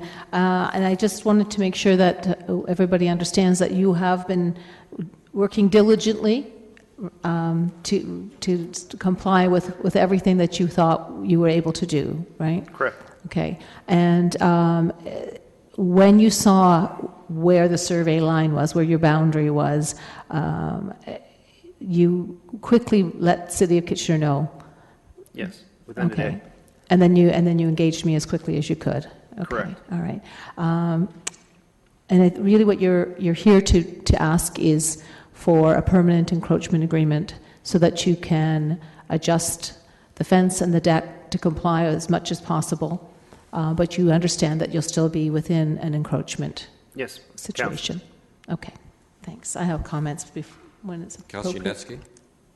Yanetsky? Yeah, thank you for coming in. You have an unfortunate situation here, and I appreciate your dilemma. There's a couple of points that you pointed out there that caught my interest. You said there was a pool permit. Yes, Is this an in-ground pool or an above-ground pool? in-ground pool. There's no permits required for in-ground pools. How did you determine that a permit was required or issued? City documents. I have the actual permit. I can't hear you. I have the actual permit that was given. That was issued at that point in time? Just a moment, Councillor Yanetsky. Mr. Wilmer, you Yes. had something here? Just for the record, there was a point in time when we did not require permits for in-ground pools, but for a number of years now, we have required them. So it is it's now back a on the board? requirement. Yes. Okay, thank you. I just didn't know when that time period had changed. Okay, that's right. So who's the pool builder? Terry Howe Pools. When you bought the property, you had your lawyer go through it and all that stuff to close the deal. Did they do due diligence to look at city records and confirmation from the city that everything was in conformity? They went through the actual plan, the plan of the lot, and they basically go through what is title insurance for some matters that apply to this. Unfortunately, encroachment is not a title insurance issue with this, or resolved with this particular title insurance company. So your lawyer went through title insurance on that basis? Okay, and I see how you can slip through the cracks on that. You're saying you had a plan. Is this like a survey? Yeah, the survey, sorry. Yes, Okay. the survey of the land. Okay, is this the proposed survey, or this is as completed built survey? The survey was the lot of the, the plan of the lot, where the pool would be on the. So it doesn't show the pool on that survey? It shows the pool on the survey, on the permit, yes.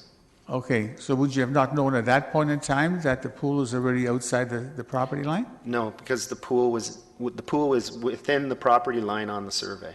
And it's the decking that's outside? It's the decking that is outside and part of the patio stones. Right. Of the pool. Okay, I can appreciate that. Okay, you've answered my questions. Thank you. Councillor Ioannidis? Councillor Yanetsky addressed my questions. Just one, sorry, there's one other one before I get to it. Councillor Gazzola? No, I just want to clarify. When this came to council before, it was approved, was it not? Why are we here? Do you have a question for the No, delegate? I'm sorry. No, sorry. Okay, then just hold on to that. Any question for delegation? Okay. One more question. Well, I got you back in line. Councillor Galloway Seelock? Yeah, I just wanted to be clear with the delegation that if we do give you the permanent encroachment agreement, that there will be a cost associated with that forever. Yes, Councillor. Okay, thank you. Questions of the delegation only. Councillor Fernandez. Oh, sorry, I was. Councillor Yanetsky. Yeah, one final question. You mentioned Terry Howell was the builder of the pool. Yes. Have you gone back to him to receive compensation for the problems that had unfolded? This is the owner who he didn't build the pool. Oh, I know, but somehow lead back, or is it beyond the title insurance process and closure and all that through your lawyer? You just can't go back any further, and you're stuck with the problem? Correct. Okay, thank you. Mm-hmm. Okay, I just have one question for you, Mr. Fisher. When you purchased the property, was a survey, the old survey, not the one you've initiated? I think you may have just been speaking to that a moment ago, that in fact you did have one and it showed the pool but only the pool, not the deck inside the boundary? The survey just included the pool. It was it's a kidney bean pool. Yes. And the survey just showed the pool within the survey, or within the lot. There was no pictures of deck or anything. It was just a pool and then the property line. Would you not have noticed that there's a big deck there? There's probably beyond the pool. There's about 4 or 5 feet there. That's a fair question, Mr. Mayor. Part of the issue with our house is, as well as 3 of the houses beside us, is they all have the same property line. So there was nothing out of order in terms of us when we purchased the house. All 4 houses have fence in the same area as ours. So there was nothing out of the ordinary when we bought the house. So all of them have encroached? All of them had encroached, correct. I'm asking about the survey, seeing the pool on the survey to the edge of the property line, but you knowing that there is 4 or 5 feet of let me clarify that. The survey showed the pool within the boundaries, within the property line, and it showed, space between the pool and the property line. I think in the original submission with the encroachment, there is a copy of that survey included. Okay. Thank you very much. Thank you. Okay, you can take your seat. Thank you. We'll deal with the matter. Councillor Fernandez? Just a point of clarification, and I've seen that survey, and the actual pool is, you need a permit for the pool on the property, but not necessarily specifically where it was going to sit, and actually situated in a different location on that property. About the survey, not about the permit. Right. So, but it still was, in a different location. So I understand, and just to respond to Councillor Gazzola's question, yes, this was approved for 12 years. But at that time, the owner did not know where the boundary line was. So they thought that they would just have to comply by, once the fence was in disrepair, that they were going to build a new fence, and that was going to comply. That they thought they would be in compliance then. It's all this new information that has created this situation that we're dealing with right now. Okay. Councillor Gazzola? Okay, so now they're saying that 12 years isn't long enough. Well, 12 years is impossible, because at the end of 12 years, not only will they have to change the fence, which they're going to do anyways, but now it impacts the pool. Okay. The boundary is right at the edge of the pool. I was there, and believe me, it's right at the edge. So, how are they going to? They are going to move the fence now? Yes, they have full intentions of rebuilding the deck so that it complies with building code, and to move the fence as close as they possibly can to the deck. Okay. So they'll comply as best they can. And they're asking now for a permanent encroachment. That's right. For which there will be a which fee. they understand. They understand that there's a fee associated with that, and they're willing to comply with that. Is there ever an end to this encroachment? On this particular one, Yeah. I guess only if the pool comes out. No, but like if there's a new owner, is that does this go on? I think if we were to put an end date, and for example, if this owner was to sell, that would seriously hamper their ability to sell their property the way it is. Of course, it will be a part of the agreement when they sell to the next person they will have to pay that annual fee. Okay, that's fine. Will it be on title so that the next person knows that they... Exactly. I see the resident nodding, and I think that's his intention. Okay, the only other question that came up was when Mayor's there said there were 2 or 3 there that are encroaching. Yes. Have we done anything about those, or? That's a different matter. Let's deal with this. Yeah. I'll tell you about that later. I want to treat everyone the same. But... Oh, sorry. Are you finished? No. Okay. Well, I don't think that we should bring those other encroachments into this Yeah, decision. but you did, you brought it in, okay. Councillor Ioannidis. My question to staff, through you, Mayor, is this the simplest approach rather than? You're going to have to move your microphone up. Is this the best option rather than having the property owner take purchase of the property instead of going through this process of encroachment? Ms. McDonald? I'm Then not I've got a story to tell you. Through you, Your Worship, I'm not sure I understood the question. Okay, instead of having an encroachment deal, can we not make a deal where the resident purchases whatever 5 feet from the property? That's always an option for council, assuming you're willing to sell parkland. It's something council could consider if they wished. Typically, something like this is dealt with normally by an encroachment, and it could have a termination date, which would be contingent on the life of the pool. So when the pool is no longer a pool, then obviously the fence no longer needs to be encroaching onto the city property. By way of extra information, I should just tell you the survey that's been referenced tonight, when the original permit was taken out, it did not show the pool by obviously the surveyor. It was drawn into the survey. So the document that was presented to the city at the time of the permit had a pool just drawn on it. So it was never shown by a surveyor as to its actual location. So Mr. Fisher is quite right. It appears to be totally within the boundaries of the property at the time of the permit.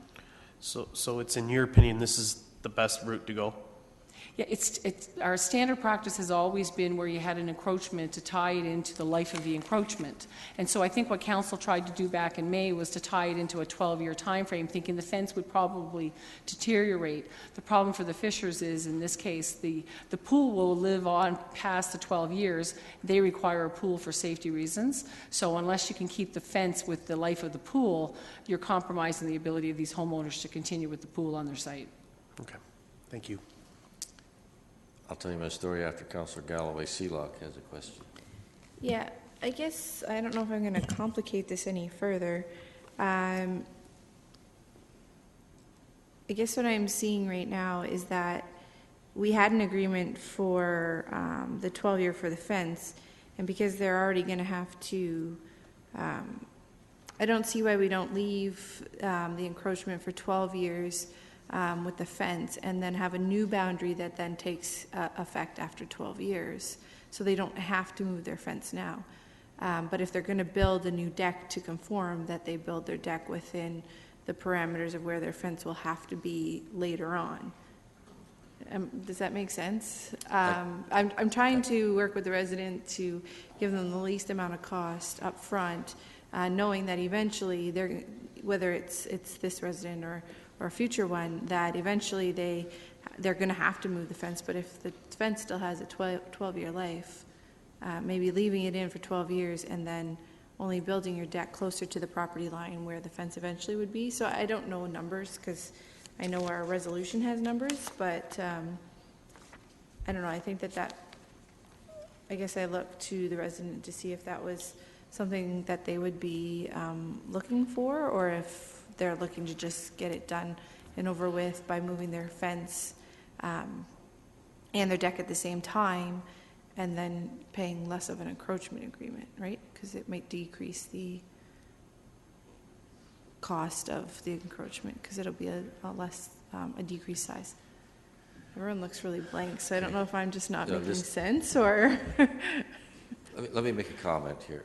Mr. Fisher, I feel your pain because you and I was in exactly the same position you were many years ago, 24 years ago.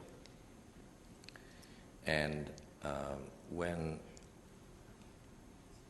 I built a new house, I had a pool installed, and unbeknownst to me, the pool, the contractor, encroached on an open space behind me. It was an unused portion of a park. It was actually always flooded, but it was an unused portion. And he squared it off to the house. And in one corner of the lot, it was bang on the property line. And in the other corner, it was 8 inches off. But I recognized that it wasn't square when I was about to sell the house in 1989, when I looked at the survey. And so I came to the city and said, what do I do to correct this? I should have been so lucky to get an encroachment. I had to pay for the survey and purchase the property. Now, it wasn't nearly as much land, but that was the process. So there was clarity on the title, and it was then therefore unencumbered. Identical situation, just a matter of quantum here, slightly different, but the very same thing, inadvertently done, and that's the way I had to get out of it. To complicate it, though, I was on council at the time. So, Councillor Fernandez. Yeah, certainly I understand your story is relative to the situation, but I think that this is a much larger piece of property. It's a much larger issue, and I look to council to support this encroachment agreement. I think this resident has done everything he possibly can in good faith. He's worked very hard with staff and with myself to try and do everything as far as.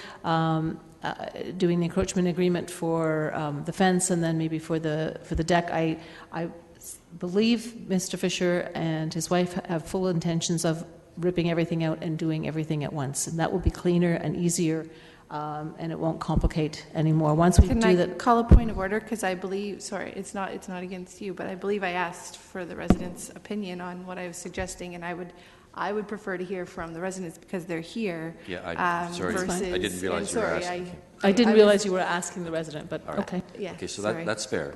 Mr. Fisher, could you come back down and... I should have asked it before. It just came to me after the fact, though. Could you succinctly ask the question once more? Right, I'm just wondering if, I guess, you would prefer to see the encroachment stay with your fence for 12 years and then eventually it would move closer to the property line where your deck would have changed and will be built closer to the property line, the surveyed property line. So 12-year encroachment for your fence. Which is beyond the deck. They have to rebuild the deck. I get that. So I'm saying that then they would rebuild their deck knowing that their fence was going to have to move in 12 years' time. If the answer is no, you'd rather rip it all out and do it all at once, that's fine. Then we can just forget about the suggestion and move on. Well, I'm thinking, so we have an order to comply, to rip out the whole deck. Right. So how would that play in that decision? I don't think that it would, because you could still build your deck to closer to where your property line should be, but leave your fence up for another 12 years until the life of your fence expires. Yeah, the issue there is the fence. It has to be, I'm just thinking here, and I know the fence is needed for the pool. Right. Right. I guess I'd prefer to do everything at once. Okay, that's fine. Thank you. Yeah, thank you. Okay, thank you very much. Councilor Cazzola? I'm sorry, just- were you I'm finished, just lining up for Councilor? comment. Just hang on a second. I had cut you off. Do you want to come back in? Yes. Then I'll come back to you, Councilor Cazzola. Okay, Councilor Fernandez? Yeah, I just want to tidy it up a little bit, and I appreciate the resident coming down and making it very clear. I understand that this is all a different situation. I know encroachment agreements are not something that council always likes to do. We don't want to set precedent, but I think that we have to take each case by case, and I hope that the council will do that in this situation, take it case by case. Thank you. Councilor Cazzola? I'm ready for comments. I would just like to ask if there was a clause that said if the pool is removed that it can't go back. Is that a difficult thing to put in? I think that could go in. Yes. Yeah, and I would like to see that, as long as it doesn't cost a lot of money for the homeowner at this point. No, it would if the pool were the existing pool, I'll leave it for Ms. McDonald to word it, but if the existing pool were removed, they would have to comply to the original and legal boundary. Okay, that's that. Fence and all. Yeah, that's, and I'd like, does there need to be a clause to that effect, or is that just an understood? Mr. McDonald. We can put a clause in the agreement to that effect if that's the wish of council. Okay. Okay. Now, I've never supported encroachment. I'm just wondering where you're going to go on this one. No, for 12 years I've never, but I did support this one when it came to us originally, and I'm prepared to support it again as it is adjusted now. Councillor Galloway-Seelock. I would support the encroachment agreement permanently, but I would like to vote on it separately with regard to the clause with respect to the pool. I think it could hamper an owner, and I think it also could start creating problems potentially down the road, because people may want to continue to have that property and just not remove that pool. And I think I just have concerns with that. I think we're moving. Then it stays. The condition is if the pool comes out. I don't cut anybody else off when they're making their comments, so I'd appreciate the same. I'm just saying that I don't think that once you put the fence back up and once you put a deck in and the pool's there, if they want to remove the pool, that's fine, but the fence still is going to be an issue. But I think at this point, it's going to be closer to less of an encroachment than we're currently seeing, and I just think that it's going to hamper whoever the homeowner is at the time, whether it's this homeowner or a future homeowner, with selling potentially the property. So I'm for allowing the encroachment agreement to stay permanently as the residents asked for. Councillor Yanetsky. Thank you.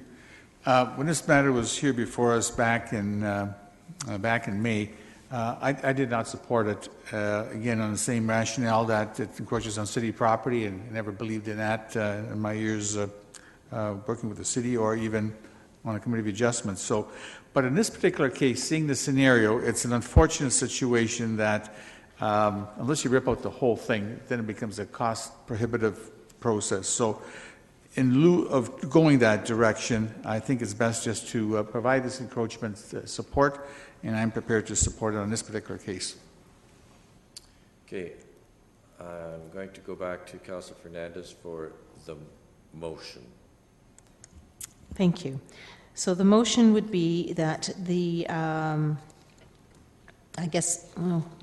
apologize, I need to find where my motion would be, but I'll word it loosely. And exactly the same, save it except for the 12 years, and then adding the, if the pool is removed. Okay, so it's exactly the same as written. The mayor and clerk to be authorized to execute an encroachment agreement satisfactory to the city solicitor with the property owners and any mortgages of the property municipally known as 201 Dune South Drive, to legalize an existing fence for indefinitely, which encroaches approximately 2.06 meters at the rear of the property for the length, and approximately 18.84 meters, and approximately 1.15 meters at the side of the property for the length of approximately 2.8 meters, more or less, onto city parkland. The additional motion would be to include that should the pool be removed, that the property owner needs to abide by the appropriate boundary. The original. The original boundary as set out in the survey. Okay. And we'll be voting on that separately, is that? I think that's part of it, because it's a condition. People might want to vote on it separately, but it is part of the same resolution. I think you'd have to remove the word indefinitely, because indefinitely is counter to giving the encroachment, is giving the encroachment. Okay. And the only way it gets removed is if the pool gets removed. Okay, is there another word that I should be using? No. Legal? Then No. just the encroachment agreement. Thank you. Is there a seconder for that?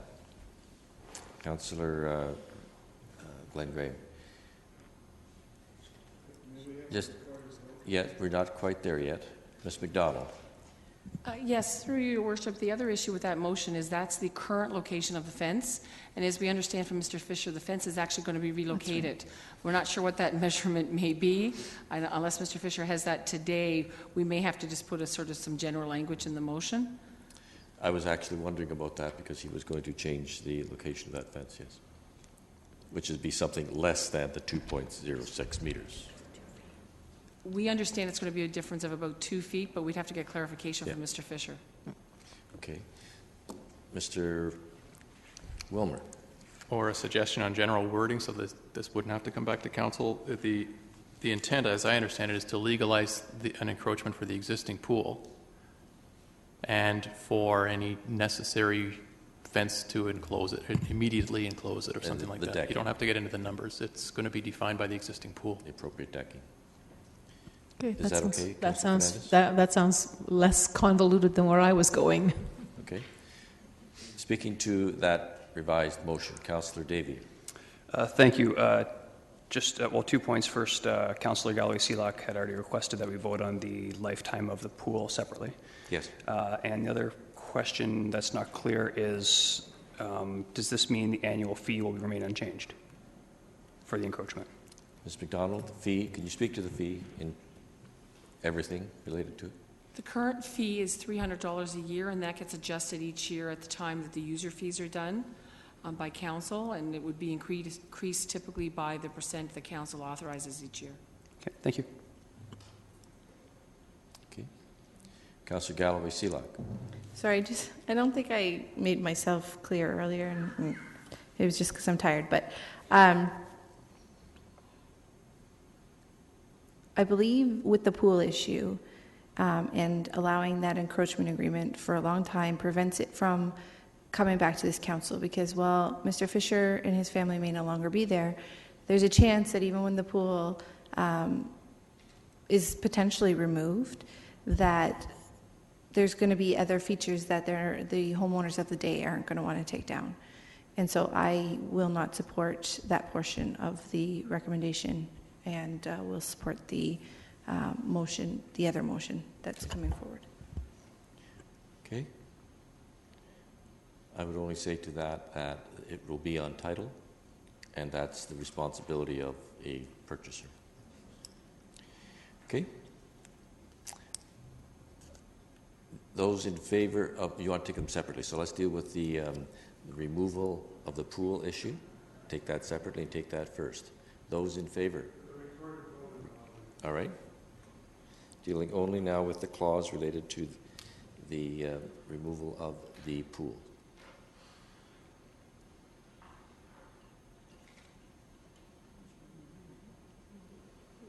Removal of the pool.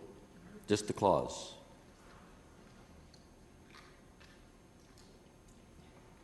Okay. That is carried. The balance of the resolution. Recorded vote.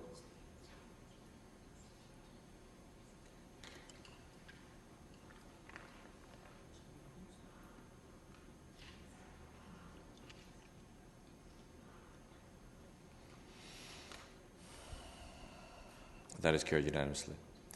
So you understand that, Mr. Fisher? Thank you. Okay. Now move on to, I believe, our last delegation, Paul Britton. This is regarding Planning and Strategic Services, item number 3, the Strasbourg Road Extension.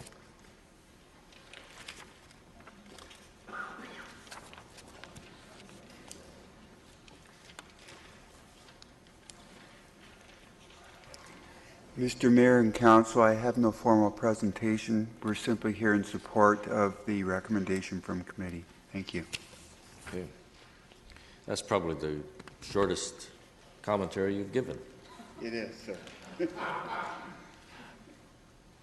Councillor Verbanovich, bring that motion in, please. Yes, thank you very much. Thank you very much, Mr. Mayor. And the motion is that the Strasburg Road extension from north of Stafford Drive to New Dundee Road, ESR prepared by SNC Lavalin dated October 2013, be received and endorsed, and that the Strasburg Road extension from north of Stafford Drive to New Dundee Road environmental study report be filed with the Ministry of the Environment for a 45-day review period, thereby exceeding the requirements of the EA Act. Moved by myself, seconded by Councillor Yanetsky. Councillor Fernandez. I just want to reiterate again that I've worked on this project for 10 years before I was a councillor. I've listened to what my residents have said over and over again, that they don't want a road, that they see that it has dramatic impact all across the board, environmentally, impact on the residents that are backing onto that. And I'm really glad we were able to get the 500 Stauffer, the first cultural heritage landscape within the city done to protect Mrs. Rotowski's property. But I stand firm that I will not support this road, and that's how I will vote. Okay. There are no other speakers. Recorded vote has been called for.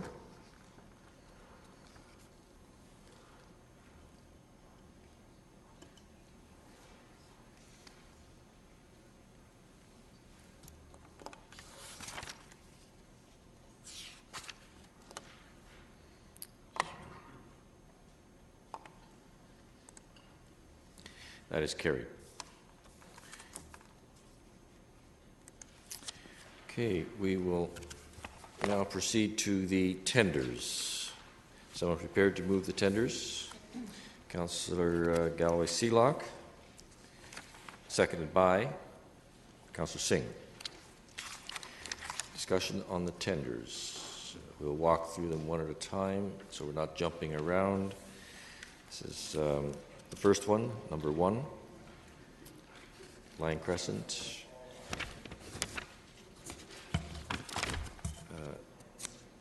Number 2 is the Shirk Place Bridge.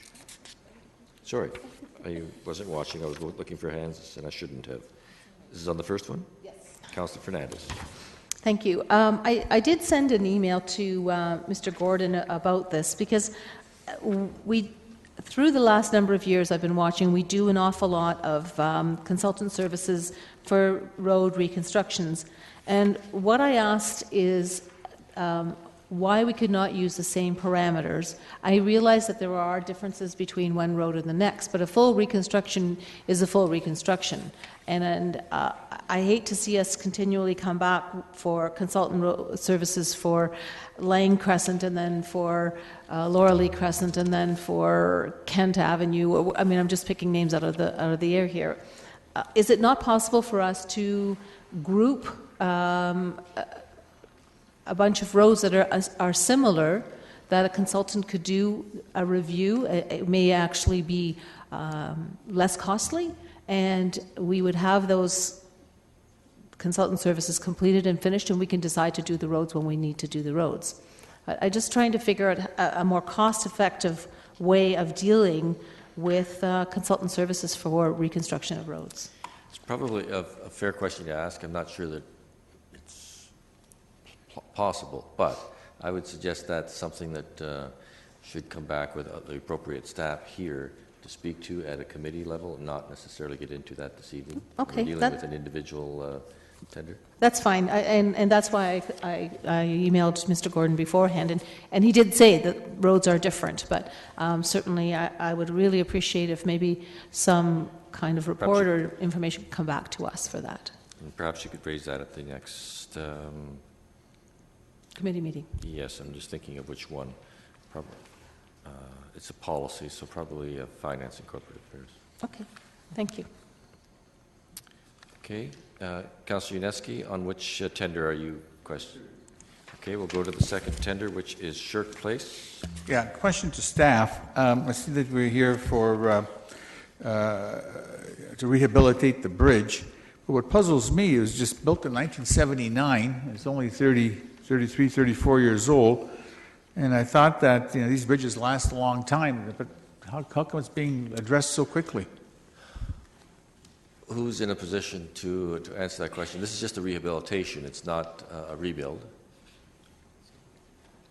Mr. Gordon? Yes, through you, Mr. Mayor.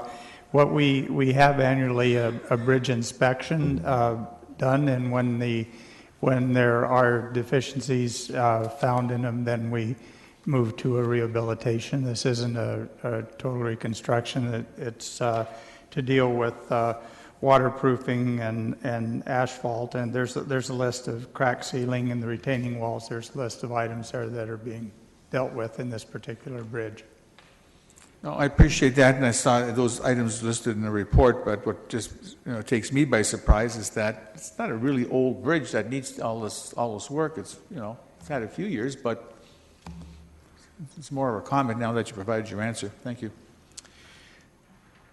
Okay. Those are the only two tenders. So those in favor of the tenders? Opposed? That's carried.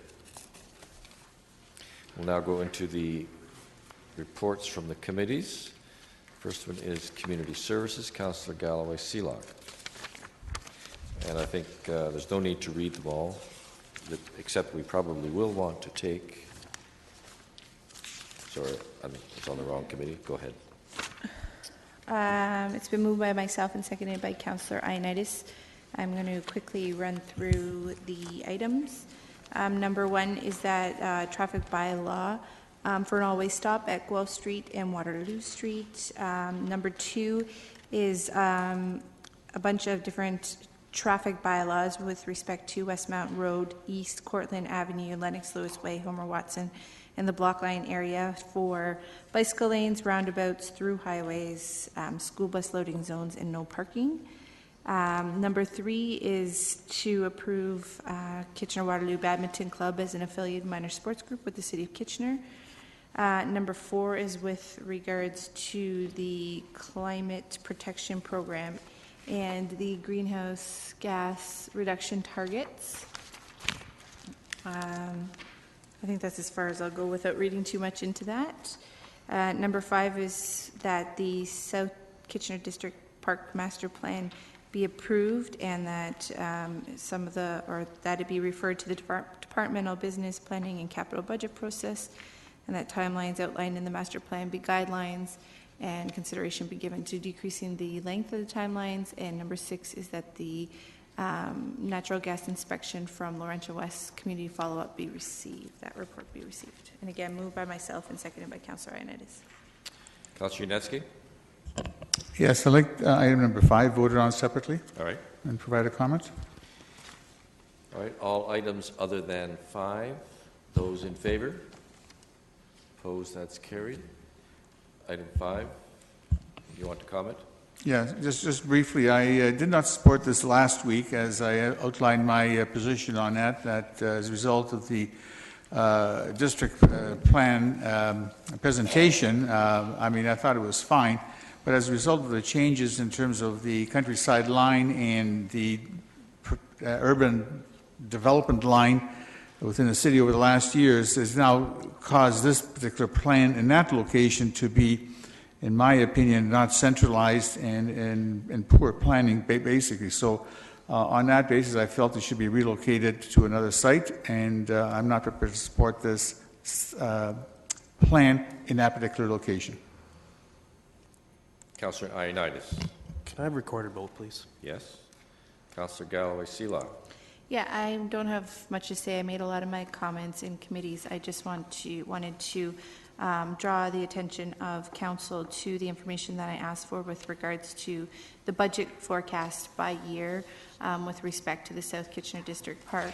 And I'm not going to run through all the years. I do have it in front of me here, but I just want to make note that some of the aspects of this park were in the capital forecast as early as 2006 and have continued to be pushed out. So for a community that's been looking forward to these amenities for a number of years, I think it's important that we continue to move this forward and where possible and if possible, try and decrease the timelines that we currently have outlined in our capital forecast, understanding that the development charge bylaw review is happening this year, and the whole leisure facilities master plan and the rollout of that will be taken into context. So I really hope that we can get the support because, again, 2006 and more recently, a lot of them were supposed to be developed right around now in the 2012 to 2016 time frame. So I hope to see the support of council to continue to move this master plan forward. Okay, there are no other speakers. So there's recorded vote was called for on this. So do now. The voting is open.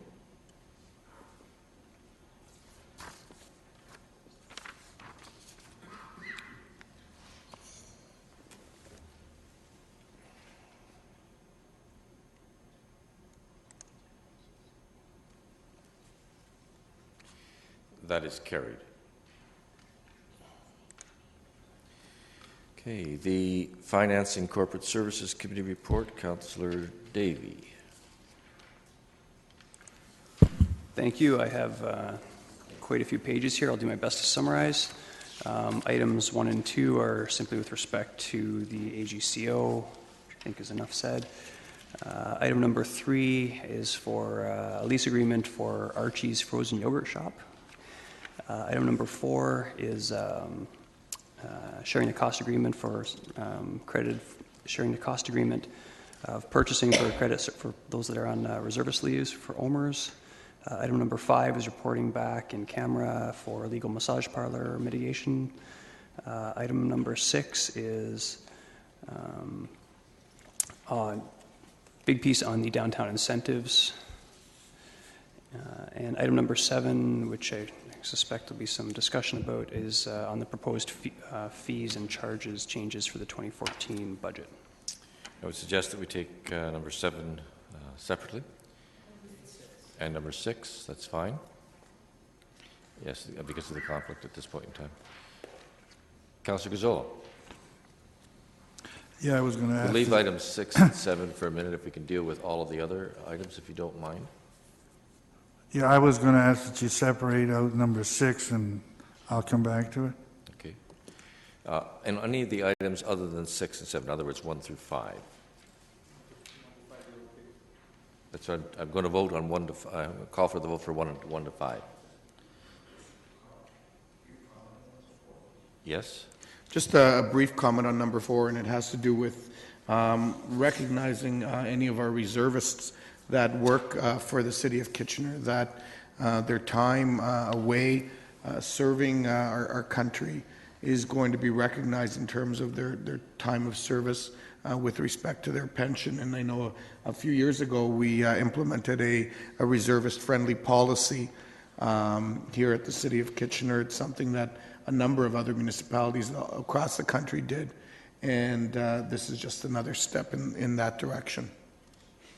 Okay, voting on numbers 1 through 5. Those in favor? Opposed? That's carried. Number 6.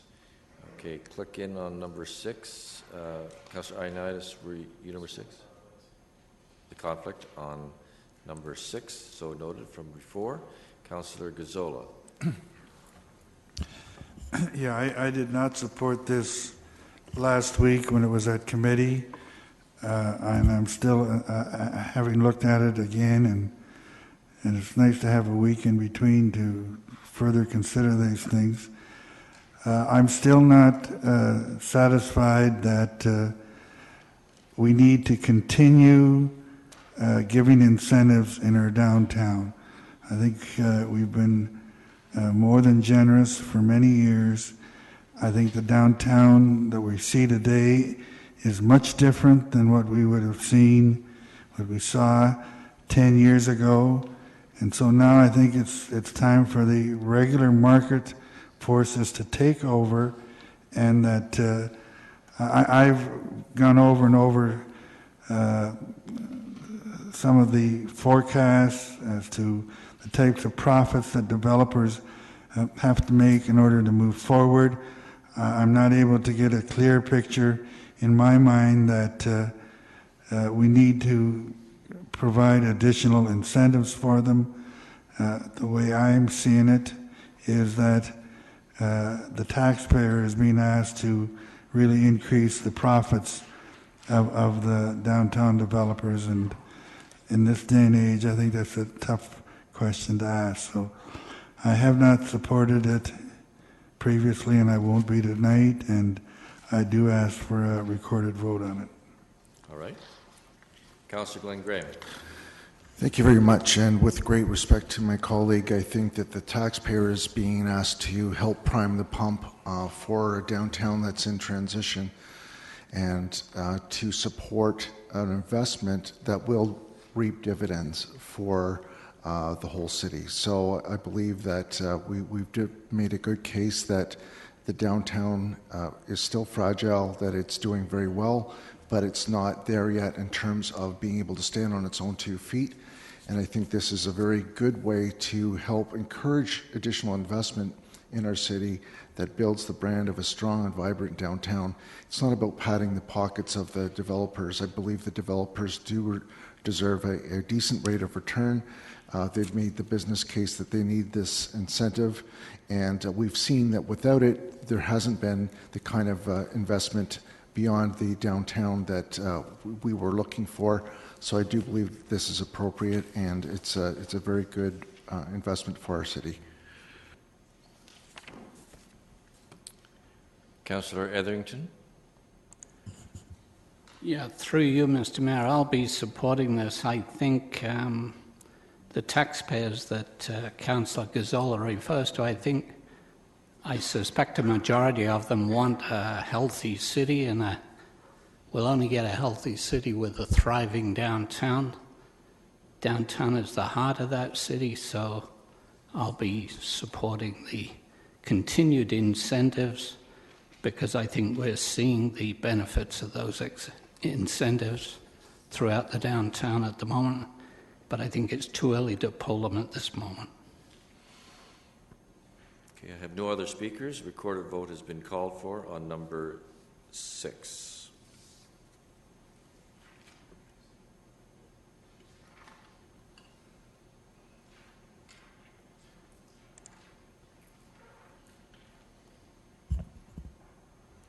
That motion is carried with the appropriate conflict of interest noted. Now move to number 7. And the motion is already on the floor. I know there's been a lot of, oh, excuse me just a second. I'm going to interrupt for one moment because this one could take a little bit of time yet. Received a note that the couple that is in the audience, are you here for Thomas Lee? Okay. If we could just break for a moment. This is on Committee of the Whole. It's just been brought to my attention. Item number 6 under Committee of the Whole. Sorry that we didn't realize you were here for that. This is an encroachment, which seems to be a topic tonight. Someone prepared to move that? The clerks will indulge me in inserting this, I'm sure, in the middle here. Sorry, who moved it?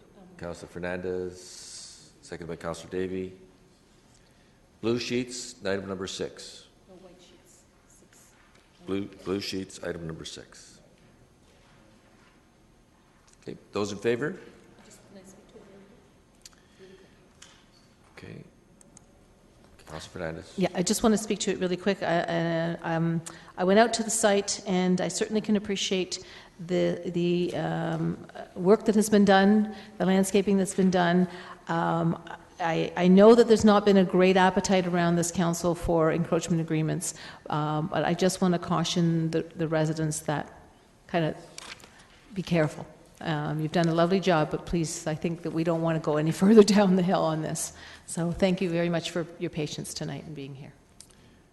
On this item, Councillor Gazzola? Okay, go ahead. Yeah, I'm never in favor. I'm never in favor of encroachments, and I will hold on with this one. I don't know all the details here, but what is on the other side of where it's being encroached? Is it parkland? It's a stormwater management swim.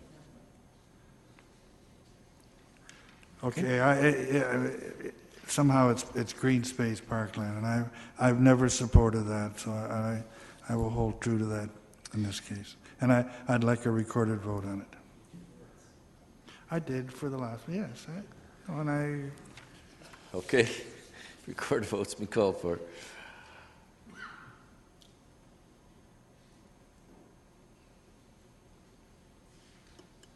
Voting is open.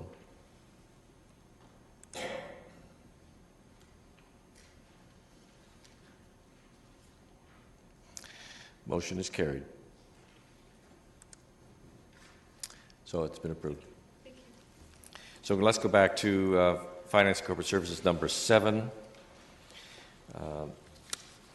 For your information, and I think since we were dealing with a couple of the fees, you know that particularly the Centre in the Square theatre parking rate has been a point of interest, and I will be amongst the first to admit that that one slipped by me.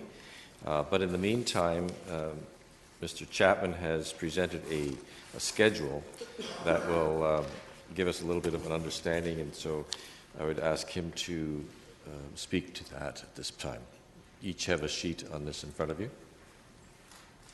Thank you, Mayor Zaire. What we've attempted to do in the schedule is indicate the financial impact of various different rates for premium Centre in the Square parking and the standard theatre rate, all with the objective of ensuring that the parking enterprise returns to a break-even position that was originally forecast within the 5-year period.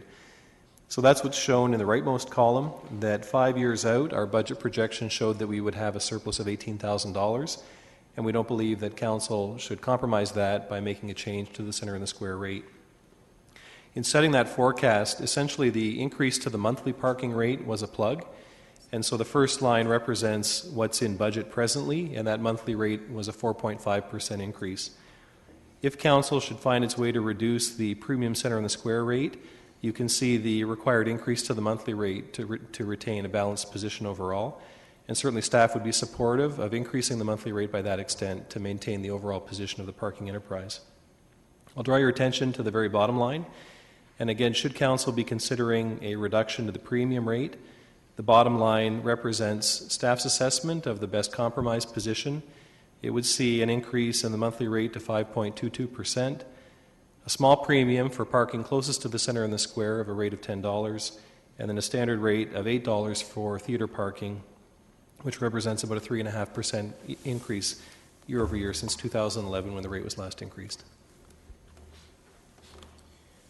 Just a general question first that probably others are thinking about as well, and that is when you say to remain whole, that's in terms of the estimated revenues that you were asking or that staff is putting forward for 2014.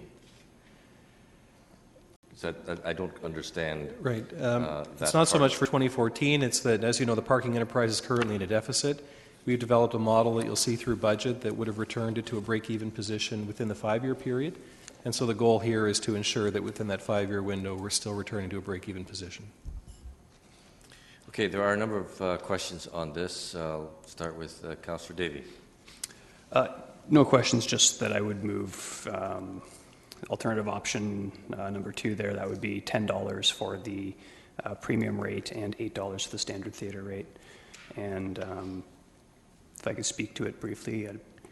With the resulting implication that, and I wasn't sure, the monthly rates, are you talking about all monthly parking rates? Mr. Chapman? Correct. In the fee schedule, all monthly rates, both surface and structured parking, are forecast to increase 4.5%.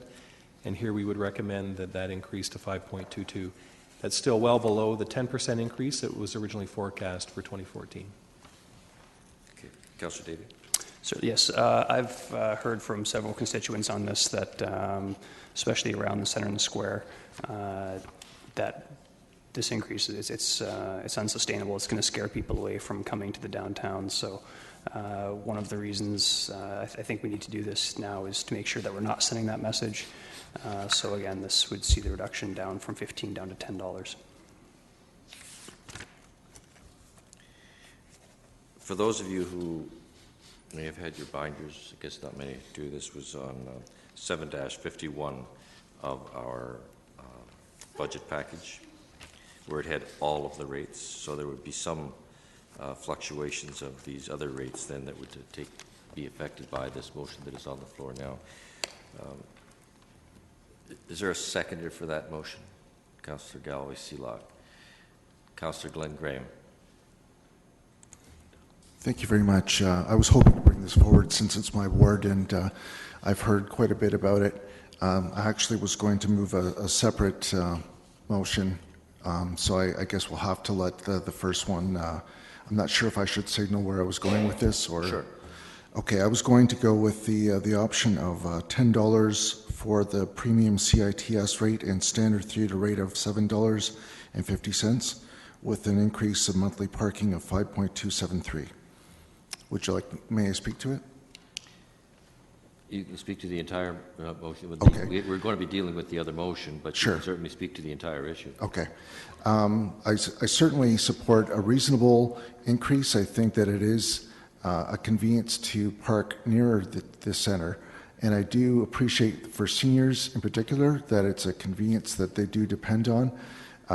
Looking at Hamilton, they actually charge $10 for the Philharmonic and Pop series, so I think this is comparing apples to apples, and so I think it is reasonable to charge this. Other areas do charge more, other cities, but they're typically larger, and this council's indicated a willingness to try and keep our increases to close to the rate of inflation. In this case, I think while it's a greater percentage increase, $10 is reasonable, and therefore I will support that aspect. With regard to the $7.50, I think that that is also important to maintain, because I think that we're not trying to do anything more than just break even on this, and I think it's appropriate because that's comparable to other fees in the area. So I think it's more reasonable for the people that are paying the monthly rate to pay slightly more, and it's still a reasonable rate for them. Okay. Councillor Verbanovic. Thank you. I do have one question of staff, and my main concern has to do with the accessibility spots on the surface lots, on the surface spaces. So in terms of the $10 spots that we're talking about, my concern is that people who do have mobility challenges and rely on those spots and have a provincially approved accessibility sticker for their car would be obligated to pay the $10 fee? Or would it be possible from a management point of view to charge those people the normal $8 fee for those spots? Because that's the place where those accessible spots are. Ms. Houston. I don't know specifically how we've handled that in the past, but I think that's something we can take back and consider as a management direction. So you can implement it, you just need to figure out how. Correct. Okay. Because, yeah, okay, great. Because so hopefully that, Councillor Davey, would that be part of your motion in terms of management direction? It would, and if I can interject to speak to Councillor Glenn Graham's as well, if I'm reading the numbers correctly here, Mr. Chapman, it looks like the difference between $8 and $7.50 equates to about $1,000. Is that correct? In the cash flow for 2014. Sorry, I was looking at the figures, trying to figure it out myself. Mr. Chapman. That's correct, and it's a slightly higher increase on the monthly rate. Okay. In that case as well, I would accept, Councillor Glenn Graham did make an amendment, but I would accept that change then. So it would be $10 and $7.50. That's fine. So that being the case, just to be clear, we would be then taking the fourth last line in the upper section where it has 10, and then the monthlies are 5.273%, just so we're all on the same line. Okay? So, Mr. Mayor, if I can just finish my comments, then I will support the motion that's there. I think it did slip by us, and I think this is an important correction for us to make. I think the other point to keep in mind is that the parking garage, once it's fully opened, will have more spots in it than ever existed on all of the surface lots in that area previously. So, in other words, everybody who wants to continue to park at the $7.50 rate and more will be able to do that. And for a small premium, some will be able to park on the surface spots that exist there at $10. Okay, Councillor Gazzola. If I wanted to ask somewhat along the same lines, and I have concern for senior citizens, not just those that are disabled, but seniors who do have, might not have the handicap parking signature, but still have mobility problems. Is there a way that we can give seniors a break along the same lines as the handicap parking spaces? Just if I could just expand on it, would it not be possible to issue to seniors a card, the same as a handicap card, to allow them a reduced rate?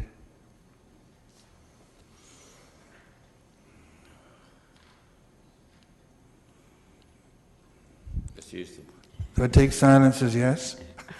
I suppose it could be done. I think it's something we'd want to analyze the impact of before we'd agree that we take that approach. I think you can approve the fees and leave that as a separate discussion.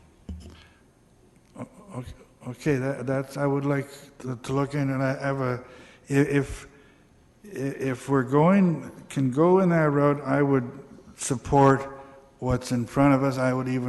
I don't have a problem even going higher than the 10. I'm more concerned than anything else with our seniors, because it's a hardship for them. I guess I'm into my comment, but I'm torn on this whole thing in that we need to have people pay for their parking. We need to get them out of their cars and do whatever we can. And so I've supported all those actions. But on the other hand, I know what it's like being a senior, and I'm lucky because I'm still very mobile. But it is a very difficult thing for a lot of seniors, and a lot of them that we heard about were looking at afternoon concerts and things like that. That I really feel that they deserve a break, and that with a little bit of thinking outside the box, we can provide that break for them. So. Based on the fact that staff will look at this, I will support what's being presented at this point. Councillor Yansky. Thank you. I'm prepared to support the changes here as well. This past weekend, I was performing at a concert, and I was inundated afterwards with the parking issue as opposed to the concert itself, and concerns expressed by the attendees. But anyways, we're only dealing with 2 parking lots here, right by the center of the square, roughly, and the rest of the parking items and the users' fees are spread out through the whole downtown area and generally. So it limits the choices in terms of where to park when you go to the center in the square. I don't mind supporting the $7.50, but I would have preferred $8. Not that it's a little more. It's just I think it's going to be easier in the end, because now you're going to have the people at the parking garage as you enter now dealing with quarters and change, and now they're going to have to carry those things around as opposed to just dealing with bills. I think they're paying right now $7. $8 should be straightforward. $7.50 now you're getting into change. And although the penny's gone, but you still deal dimes and nickels and quarters. And the rest of the stuff I'm prepared to support because I think that's the appropriate way of going. Councillor Etherington. Yeah, through you, Mr. Mayor, I was really startled by this proposal to charge $15. Completely surprised me. I was particularly disappointed that I knew nothing about the proposed increase, which is pretty high. It was lost among thousands of other figures. And I learned about the proposal after being contacted by people through the weekend, like other councillors, and complaints from seniors often living on fixed incomes. I don't like the thought of seniors walking across ice or through winter weather any kind of distance to get to the centre in order to avoid $15 parking fees. So, speaking as someone who goes to the centre for various concerts and often walking in order to avoid the $7 fee, I have a lot of trouble with 15. So 15 is a rip-off, but I can support the increase for closer spots to $10 and a standard rate of $7.50. And I would certainly be willing to support Councillor Gazzola on giving some kind of further relief for the seniors who do frequent the centre in the square. Thank you. Okay, I think the that is coming back with some further information. And I was the first one around here that said, I missed it. But it's staring me right in the face when I read the report. It was highlighted on page 7-6 of the Fees and Charges Committee report, which, like a number of other things that were highlighted. So we just missed it, but it was there. Mr. Chapman? At the risk of complicating matters, all I would say to committee is that I think you're familiar with the attendance statistics for Centre in the Square and the tens of thousands of people that attend every year. If we're talking about a $7.50 across-the-board rate or an $8 across-the-board rate for all lots, we're talking about cents on the monthly rate. I would suggest to you that I think you'll hear when the report comes back that the administrative burden to deal with thousands and thousands of special permits for seniors or parents with young children will be onerous. And I would encourage you to consider the implication of that versus a few cents on the monthly rate if you go for $8 or $7.50 across the board.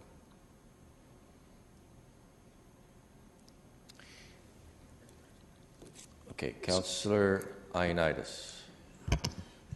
Mr. Chapman kind of summed up some of the words. I think we're grasping at hairs here, because why don't we just start going, well, let's have pregnant mothers have special discounts. Why don't we have students who have discounts?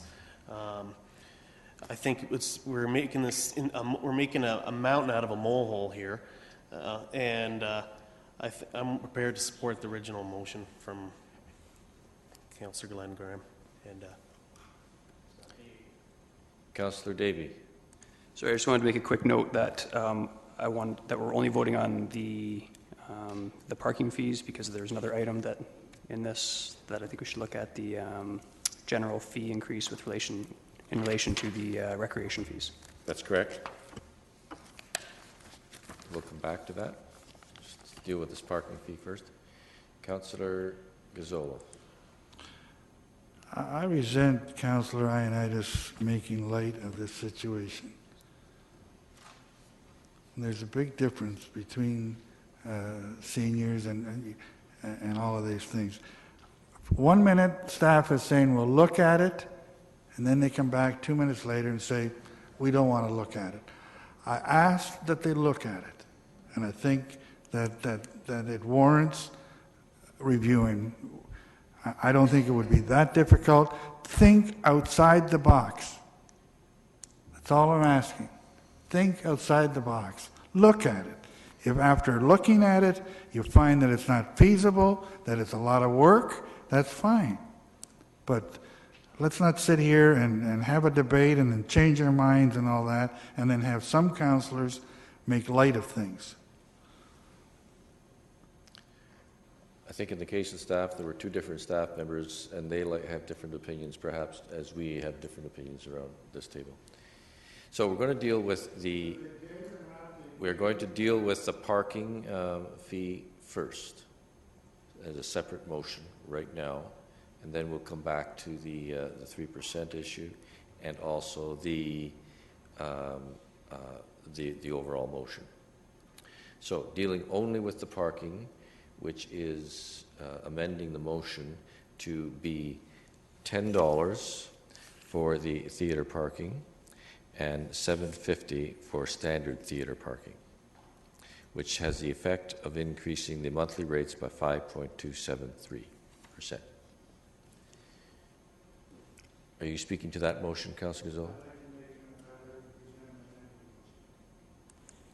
An amendment. Yes, So an what amendment. is it? Pardon? What is it? The amendment would be 8 and 8. Okay. That's I'm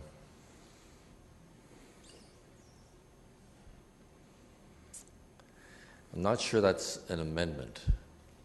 I'm glad that I mean, it's great that you're telling us that, but some people may want 8 on one side and 8, not 8 on the other side. So I think it's a contrary motion.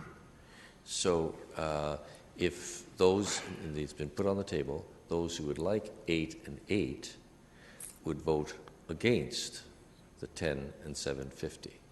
And then we can come back to that motion. But I don't think that that is strictly a clean amendment to the motion. Why can't you vote for or against 8 and 8? And then go and vote for your 10 and 7 or whatever. There's a difference between a motion that is contrary or an amendment that is changing one part of the motion. That's how I'm changing. I'm changing it from 10 to 8. That's one part. Challenge the chair if you wish, but I'm making a ruling that it is a substantive change in context of being contrary. I'll challenge the chair. All right. There's no discussion. Will the chair's ruling stand? Those in favor? You want a recorded vote on? Sure, go ahead. You're making a mockery of the whole process, but do you want a recorded vote on challenge of the chair? Will the mayor's ruling of not accepting that as an amendment but as an alternate motion stand? Those opposed? The ruling stands. We're now dealing with 10 and 7.50. Councillor Galloway-Seelock, I have 2 people to speak. Sorry, I just couldn't not speak to this because I think it's really interesting that in one breath you're asking staff to come back with a seniors rate, yet you're now turning around and trying to put a motion forward for 8 and 8. So either you want 8 and 8 and then you don't need the seniors issue to be looked at, or you're going with a different rate for people who aren't seniors. So I don't understand how in one breath you can be saying one thing and then in the next you're looking for a different fee structure. So I don't know. I'll be supporting the original motion. I think there is an opportunity for people who would like to park a little bit closer and pay that premium, and then it's not that much further for you to park at the 750 area as well. So I will support the original motion. Councillor Yunetsky? I'm not prepared to support the $7.50 and the $10. I think the $8 and $8 scenario is straightforward. It won't confuse the attendees at the center of the square, and it's clear. And it's an increase of $1, and I think everybody will be happy with that, period. So I'm going to go against $7.50 and hope it gets defeated and support 8 and 8.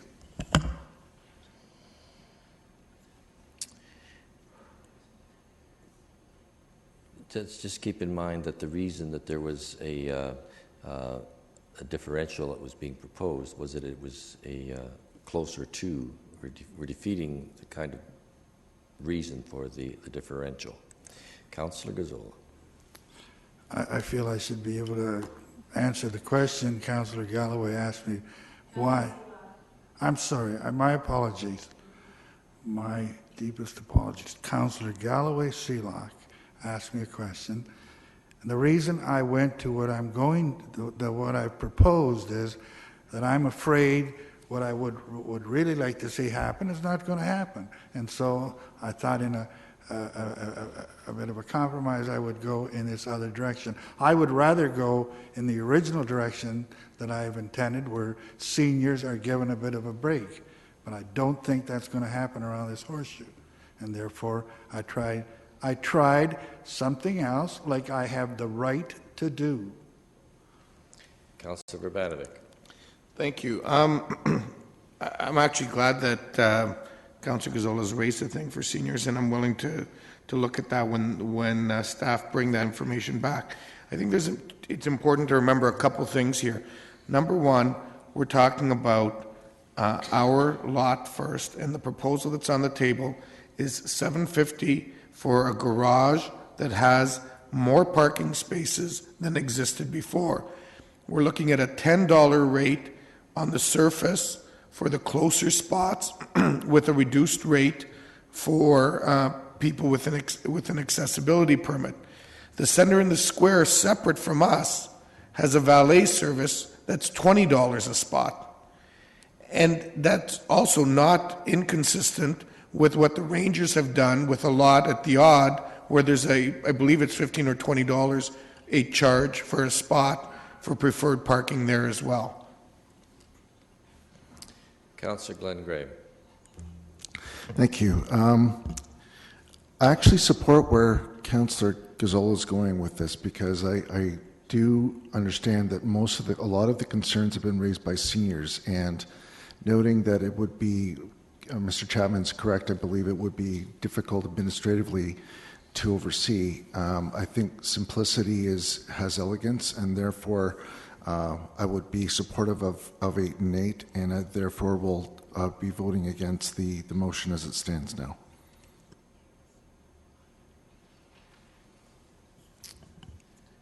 Okay. Just for the record, I've lost sight of looking to the clerk. Whose motion is on the floor now? Okay. And it is, because it was a friendly amendment to change it. So we are voting on the 10 and 750 motion. There are no more speakers. A recorded vote's been called for.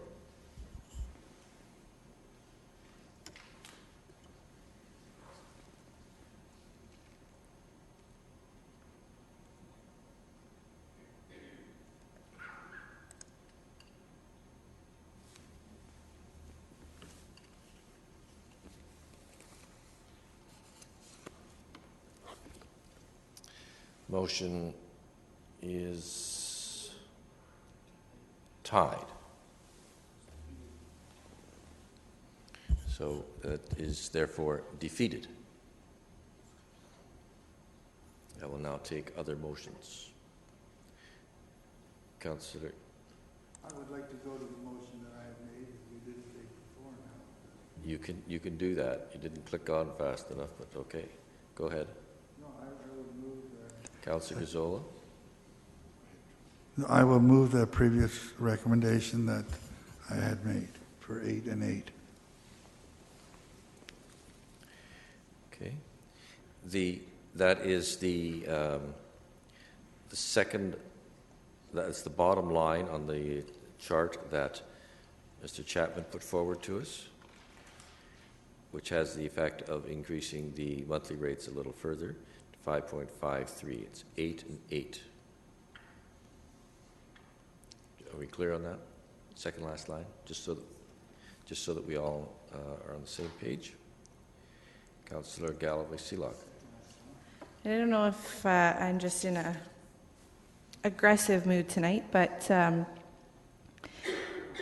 the bottom line of this scenario now is $8,000 difference. And for members of council who continually hamper at the budget and trying to find cost savings, I find it interesting that this is the direction that we're going in.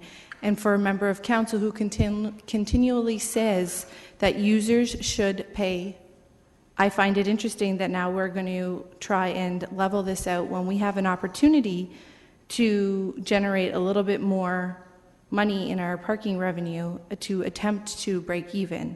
There's an $8,000 difference in doing this case versus the last case. And so I really do find it interesting the way that some of the inconsistencies that are coming out tonight. So I unfortunately won't be able to support the 8 and 8, but I think that we missed the boat on the last vote. Councillor Fernandez. Thank you. I haven't spoken to this, but I think that this is 1 year. We set it for 1 year. And I think to Councillor Urbanovich's point, this one lot will have significantly more parking. And I think we might be able to make up some of the difference in the fact that we'll have a lot more spaces that we'll be charging a little bit more for. So that may not be playing into this whole equation right now because we don't know how many people will take up on that. But That's the calculation. That's the calculation with the new, with all the full spots? The 8, and it is, it forces it over to the over to the left column. Yep, okay, right. Well, I thought that might be a criteria. That's how I'm weighing in.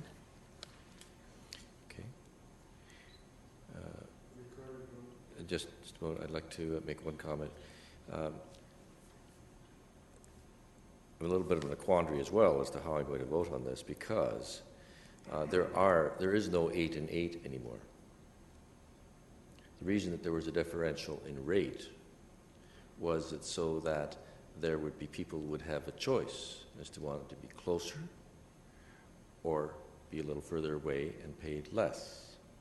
Now, you come, you pay the same rate, and it doesn't matter where you park. You can, so if all of the position, the closer lots are filled up, then you're going to be paying the same rate, but you're going to be parking further away. So the purpose of trying to do something here, and for those people who may have a mobility issue, has been lost. Do you understand what I'm saying? It's gone.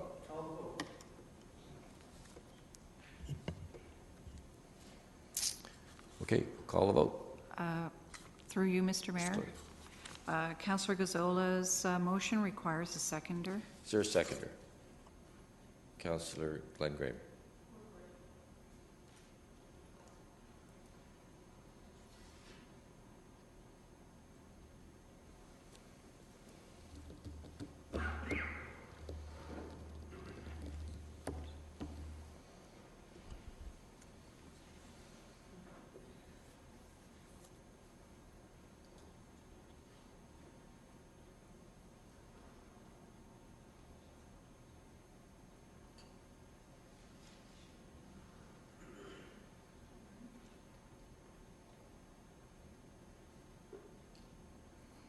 That too is lost. And for the reason that I just commented, because there is no rationale anymore if you have the same rate and you've lost the benefit of one. An alternative might be the 9 and 750. We've got to come to some resolution here. Councillor Davey. Sure, I was going to actually trying to get rid of the 50 cents. I was going to move. Yeah, sure, 9 and 750. This is silly, but can we get done, please? Councillor Fernandez. I was just Is there a seconder for that motion? I was good. I'll second it. I was going to actually make that motion. Right. 9 and 750 is the motion on the floor. Do you wish to have a recorded vote? Yes. Recorded vote has been called for.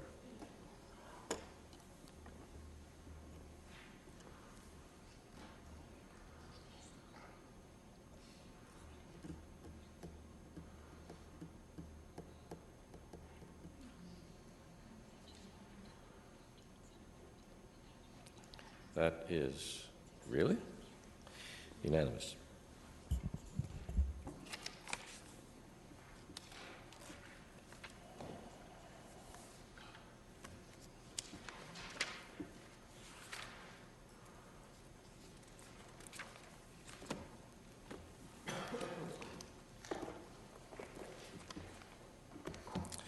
Okay, we now have one other part of number 7 that I think some people may wish to speak to, or at least we want to note, not necessarily that you speak to it, but the motion was to have fees increased by 3%, except for those recreational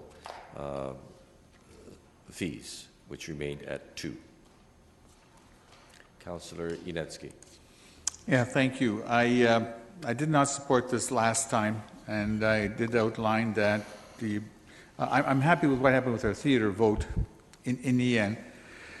However, the rest of the fees that were discussed last week with the increases that were suggested and are before us this evening, overall, there's the increase in 3%, whereby the objective of having an increase for the taxpayer of taxes as well as user fees was, in my opinion, would be a maximum 2% on the user fees and less on the taxes, as we'll go through the process later on. So on that basis, I'm not prepared to support the 3% that's shown here, etc. Councillor Davey. Thank you. We received an email on the implications of the keeping recreation fees at 2%. It was a greater impact than I had expected. So I would amend the keeping it as it is, 3% for all non-recreation, but I would move 2.5% for recreation activities, which would decrease the tax levy from it would move it from $45,000 to $80,000 off of the tax levy. Okay. Unlike Councillor Gazzola's motion, which had 2 components to it, which I didn't allow, I can allow this one. It has 1 component where we can deal with the amendment, because the other motion is on the floor. It's now Council's motion at 3 and 2. But the amendment is therefore for 2.5 instead of 2. That is a single motion or amendment. And we would deal with that first, but you can speak to the entire matter as you're doing this, because hopefully we don't have to go around again. Councillor Gazzola. Yes, I will support the amended motion. I know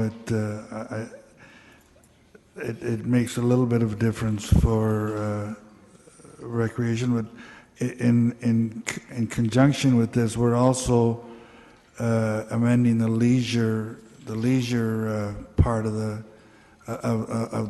vote. So people that have some financial difficulties will be looked after.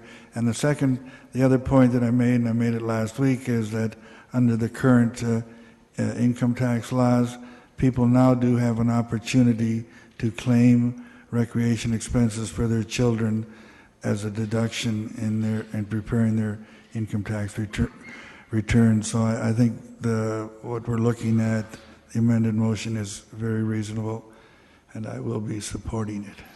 Councillor Fernandez? Sorry, I just wasn't understanding what Councillor Davey was saying. Can you just be a little bit clear? That part I got. It was about the levy. Can you just be a little bit more specific? Oh. Sorry about that. Councillor Davey, we did receive an email on this. Certainly, yes. If we don't do this, then the levy will decrease by $45,000. If we do increase by 2.5%, it will decrease the levy by $80,000. Gotcha. Okay. I just wasn't hearing that in between. Okay. Councillor Etherington. Yeah, point of clarification, Mr. Mayor, maybe from staff. Councillor Gazzola just said the fair access program would increase along with this. Yes. 2.5? Yes? That's in the original motion. That Sorry. stays the same, the extra $10,000. Okay, thank you. Okay. I will not support the amendment of 2.5 for the reasons I stated last week. Okay, motion is, the amendment is there for 2.5 on the leisure. Quarter vote's been called for. Those in favor? Excuse me, we need a seconder for that as well. I thought we did have one. I'm sorry, we don't have a record of a seconder. Okay. Second by Councillor Gazzola. Recorded vote on the 2.5 only, as opposed to 2. Oops, I pressed the wrong button. Can I change? Okay.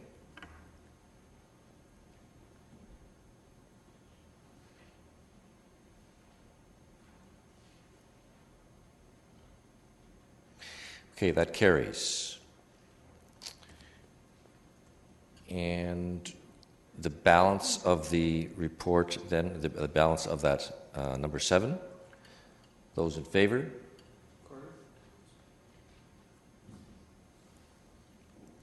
Okay.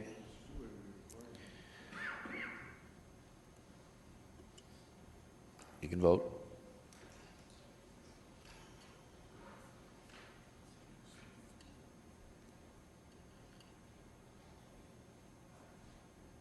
Motion carries. Okay. Planning and Strategic Initiatives Committee, Councillor Verbanovich. I'll move the balance of the report. There's 2 items dealing with credit refund agreements, one pertaining to the Dune South Sewage Facility Project and one pertaining to the Blair Creek Drive Bridge Project. It's moved by myself, seconded by Councillor Yanetsky. Councillor Fernandez. Just want to speak to it really briefly. One of the rationales that was given last week was the new school that was proposed or according to developers needed to be built, and the planner from the Board of Ed. I received the next day a set application for Brigadoon School to increase its size.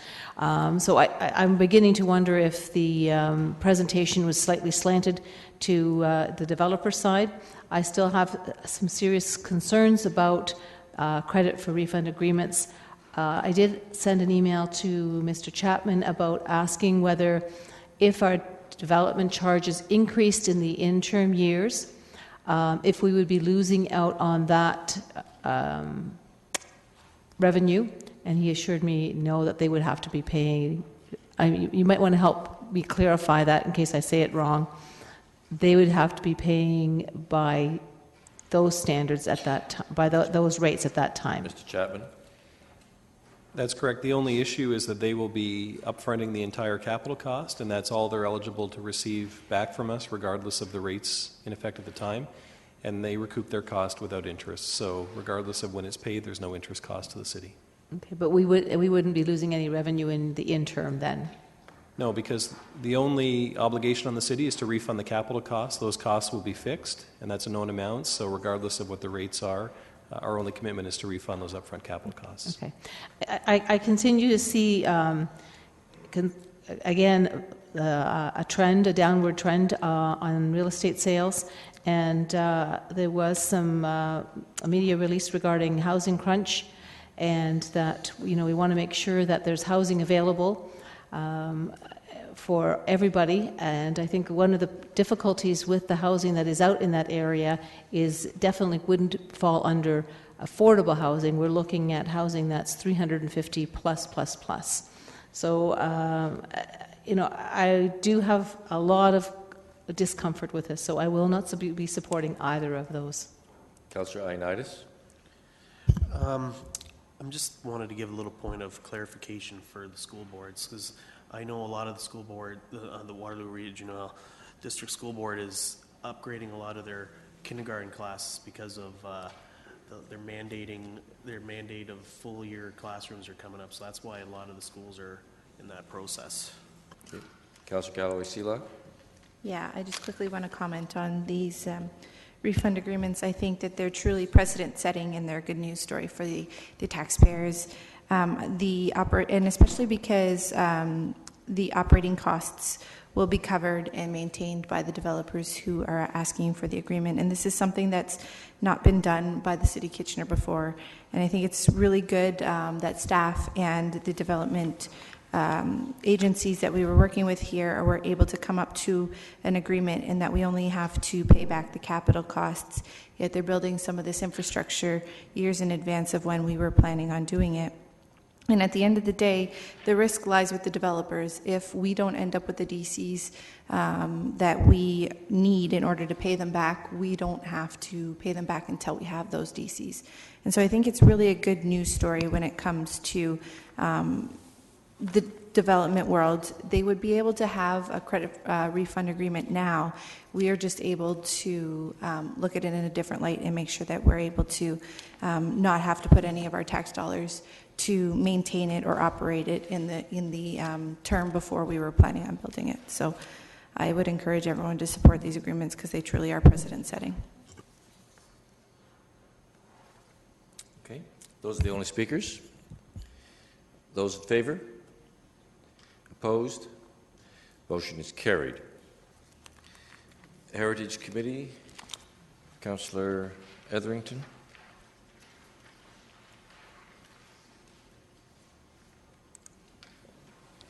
Through you, Mr. Mayor, Heritage Kitchener, just two brief items. One is that myself and another Heritage Committee member, Ms. Amanda Highcast, be appointed to represent Heritage Kitchener on the Cultural Heritage Landscape Study Team. And the other one, number 2, that the Heritage Kitchener 2013-14 work plan, as required by the 2008 Advisory Committee review, be approved. Those in favor, oops, sorry, there's one speaker, Councillor Ioannidis. Can I have these items separated, voted separately, please? Yes, you can. Dealing with number 1 first. That's the one you want to object to, I'm sure. Those in favor? Opposed? Yeah, I know. The second item, those in favor? Opposed? Motion is carried.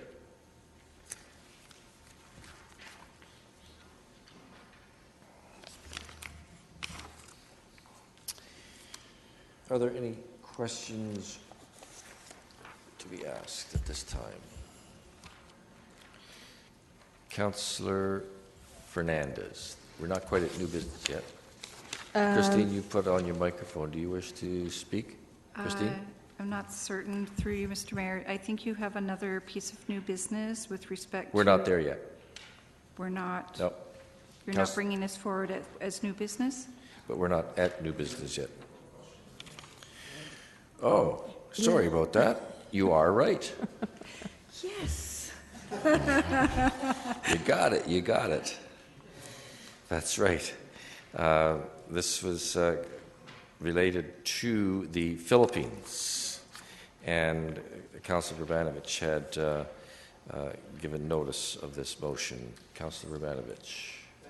Mr. Mayor, and I guess apologies because there was some confusion, and as a result it didn't get onto the printed agenda, so therefore we would need a motion to consider this today, first of all. That's correct. And then I guess I'll speak to it after that if that carries. You're moving that we waive notice of motion, formal notice of motion? That's correct. Seconded by Councillor Davey.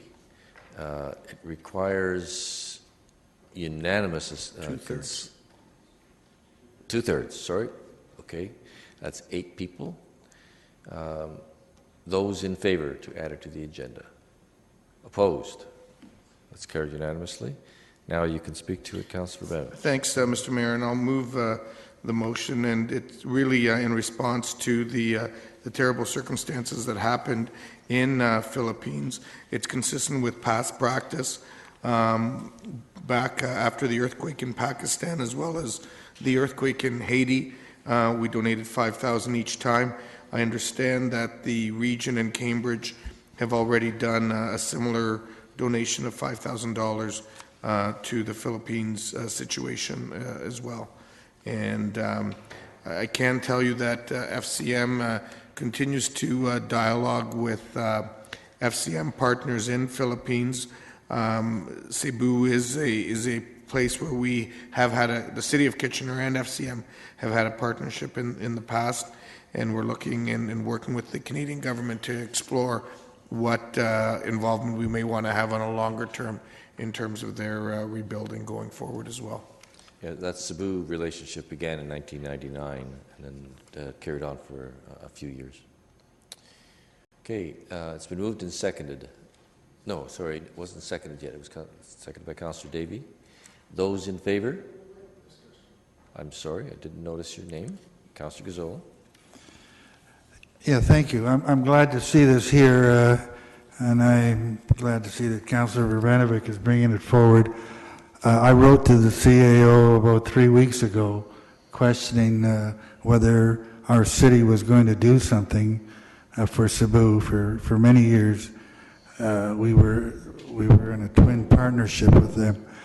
And we had, as I mentioned in that email to our CAO, there were many people from our city that traveled to Cebu, and likewise there were many that came from Cebu on several occasions to the city of Kitchener. And because of that, I think we have something special here. And as far as I was hoping that we would be doing better than what I see coming forward, and I was somewhat leaving it up to staff to bring forward. And I know that shortly after I sent that, Mr. Mayor, you said that it will come back. I had expected it sooner than this, but at any rate, I would like to amend the amount to $10,000 because we have had a closer relationship with the city of Cebu. I mean, to this day, we have down, and I think it's still there, is a mother of pearl City of Kitchener coat of arms that was presented to us by some of the business people from the city of Cebu on one of their trips here. So it's been a very close association between the two cities, so that I feel an amount of $10,000 in this case is very appropriate. And I would ask everyone to support my amended motion. Thank you. Okay. The crest that Councilor Cazzola is referring to is just as you enter the front part of the rotunda, it's immediately above the hanging on the wall before you get into the circular part of the motion.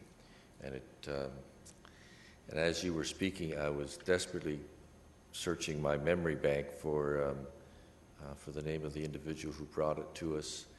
He's both a Canadian and a Filipino and has businesses both in Canada and in the Philippines. Okay. Motion is on the floor. Those in favor? Opposed? That's carried.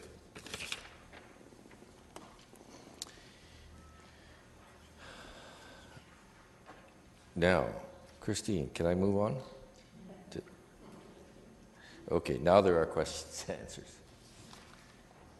None? Okay.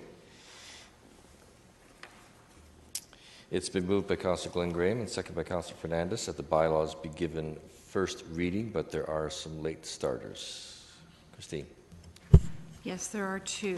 One has to do with the zoning bylaw interim update related to PSIC item number 2, and part lot control concerning Eden Oak Trail and Watervale Drive. Okay. Those in favor? Opposed? That's carried. And we'll go backwards, I think, in the order.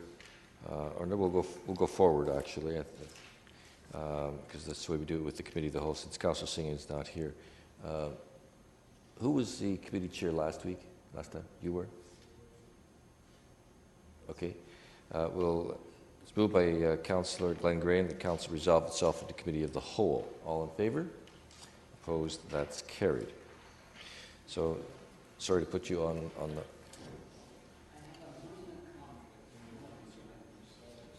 Just hang on a second. Put your microphone on, first of all. What are you referring to? Something in the committee of the whole? Yeah, I don't know. Okay, well then you can now address your questions to the chair of this committee, Councillor Glenn Graham. And if you want to press your microphone, please. Okay, we got you there. Councillor Etherington. Yeah, it's minor conflict, Councillor Glenn Graham. It's number 2, the applications for cancellation, refund, reduction of taxes. I have a neighbour on that list. I just feel a little awkward voting on that item. All right. I'll move second reading. Okay, so we're dealing with item number 2? Or,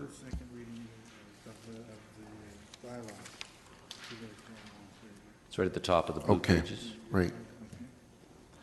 The bylaws for second reading, moved by Councillor Gazzola. All those in favor? Opposed? That's carried. Item number 2, applications for cancellation, refund, or reductions of taxes. Yep, there's a change here, Councillor. Changes? Okay. Mr. Chapman, first of all. Who has the changes? Mr. Chapman? Through you, Mr. Chair, the only change should be to substitute the dollar value with what was circulated around the horseshoe, so the amount should now read $68,997.21. Right. Any questions on that? Councillor Fernandez. Thank you. Just a point of clarification. The items on, sorry, the pages were kind of upside down. So I really wasn't understanding numbers 25 to 33. Were they under, no, I can't find the page myself. Were they under became exempt, or were they under gross or manifestation of clerical factual error? I think they're under becoming exempt, and I was curious to know how and why.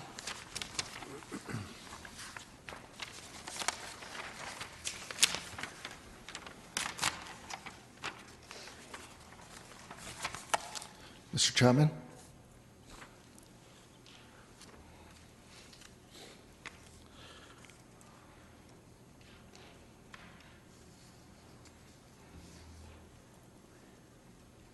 I can't comment on the specifics. Those are under the ownership of the City of Kitchener, and so those would be lands that were likely dedicated to the city as a part of the plans of subdivision.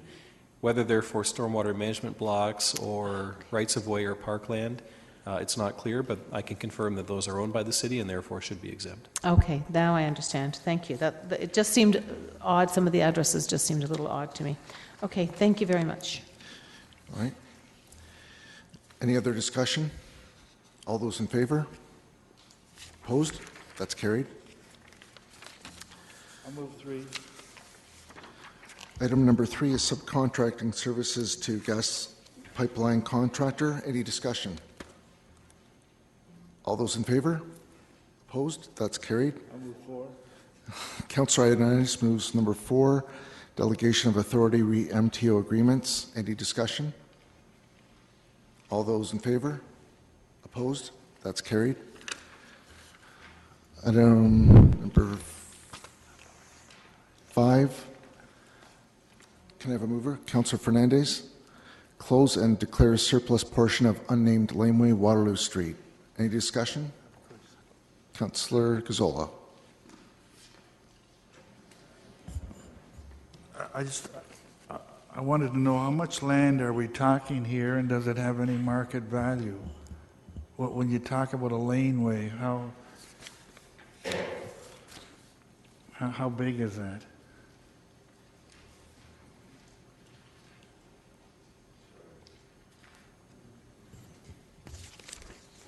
Yes, through Councillor Dangling Graham, can advise that it's just a small portion of the lane, Councillor Gazzola. You'd have to look at the sketch on page 5-4. So it's not the entire laneway, it's just the portion immediately beside the property.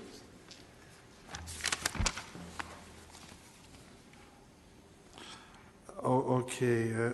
Well, that's fine. So it seems to go along that whole block, right? That laneway? That's correct, but over time, there's been some activity on various spots where you'll see that it's been either closed off or partly closed off already. So we own that. Does We it do have? own it. Pardon? We do own it. It's Yeah. not an active lane. It does not physically exist as a road that people can drive on. Does it have any market value? Not really. It's 62 that's buying it? That's correct. Doesn't that give them quite a bit bigger lot? It does add some square footage to the side of their property, but this practice has been where you have a portion of a lane by a residential property. We typically sell it just for $1 because there's so many more liabilities dealing with the questions that come up along the way than it's worth the city to retain it. So in this case, it's better to give it to the property owner that's encroaching on it. Yeah, I don't have a problem about selling it in this case, but, you know, what, is there a market value more than $1? And should we not be entitled to whatever the market value is? I would suggest to you the market value wouldn't be much at all. But we did not, because we followed standard practice, as normally followed through transportation services, we didn't assess the value. It would probably cost us more than the value to put a price to it. Well, I don't want to make a lot of work for you, but could we not look into that? You say it probably will, or, you know, can we check that out? I don't want to hold this one up, but there's a whole street there, of all of these parcels of land. Shouldn't we at least know if there is a market value? Are you willing to vote on this one and have staff look into I don't want further? to hold this up, that's fine. All right. Is it possible for staff to look into further implications in this area? Yes, we could. Thank you very much, Ms. McDonald. All right. I'll call the vote. All those in favor of number 5? Opposed? That's carried. That deals with all the items because we've dealt with numbers 6 and 7. Ms. Clerk, are there any other additional items? No? All right. Thank you very much, Councillor Verbenovich. It's moved by myself and seconded by Councillor Gazzola that the proceedings and the recorded pecuniary interests and conflicts taken in the meeting of the Committee of the Whole held this date as attached hereto and forming part of these minutes are hereby adopted and confirmed. All in favour? Opposed? That's carried. And it's moved by Councillor Glenn Graham, seconded by Councillor Fernandez, that the bylaws be given third reading. Those in favour? Opposed? That's carried.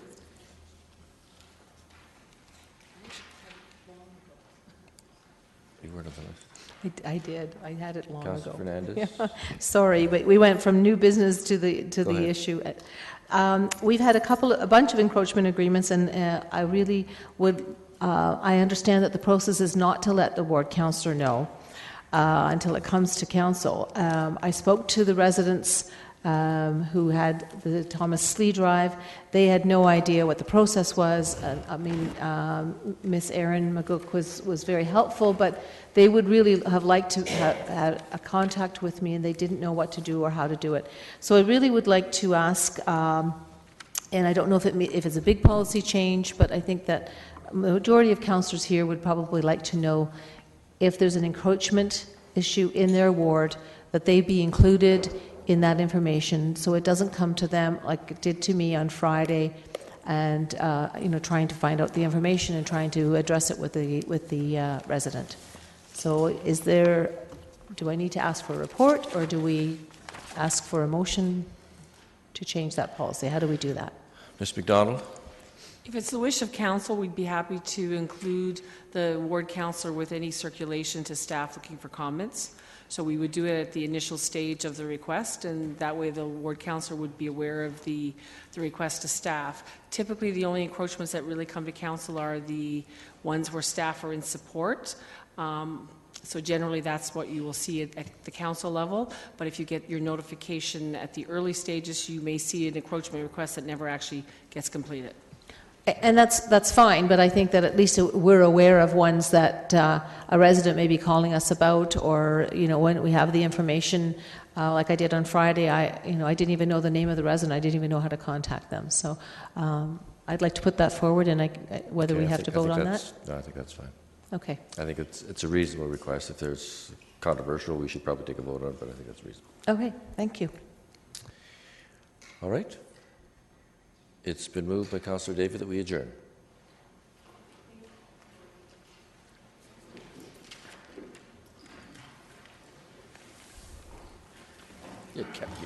You kept me in line.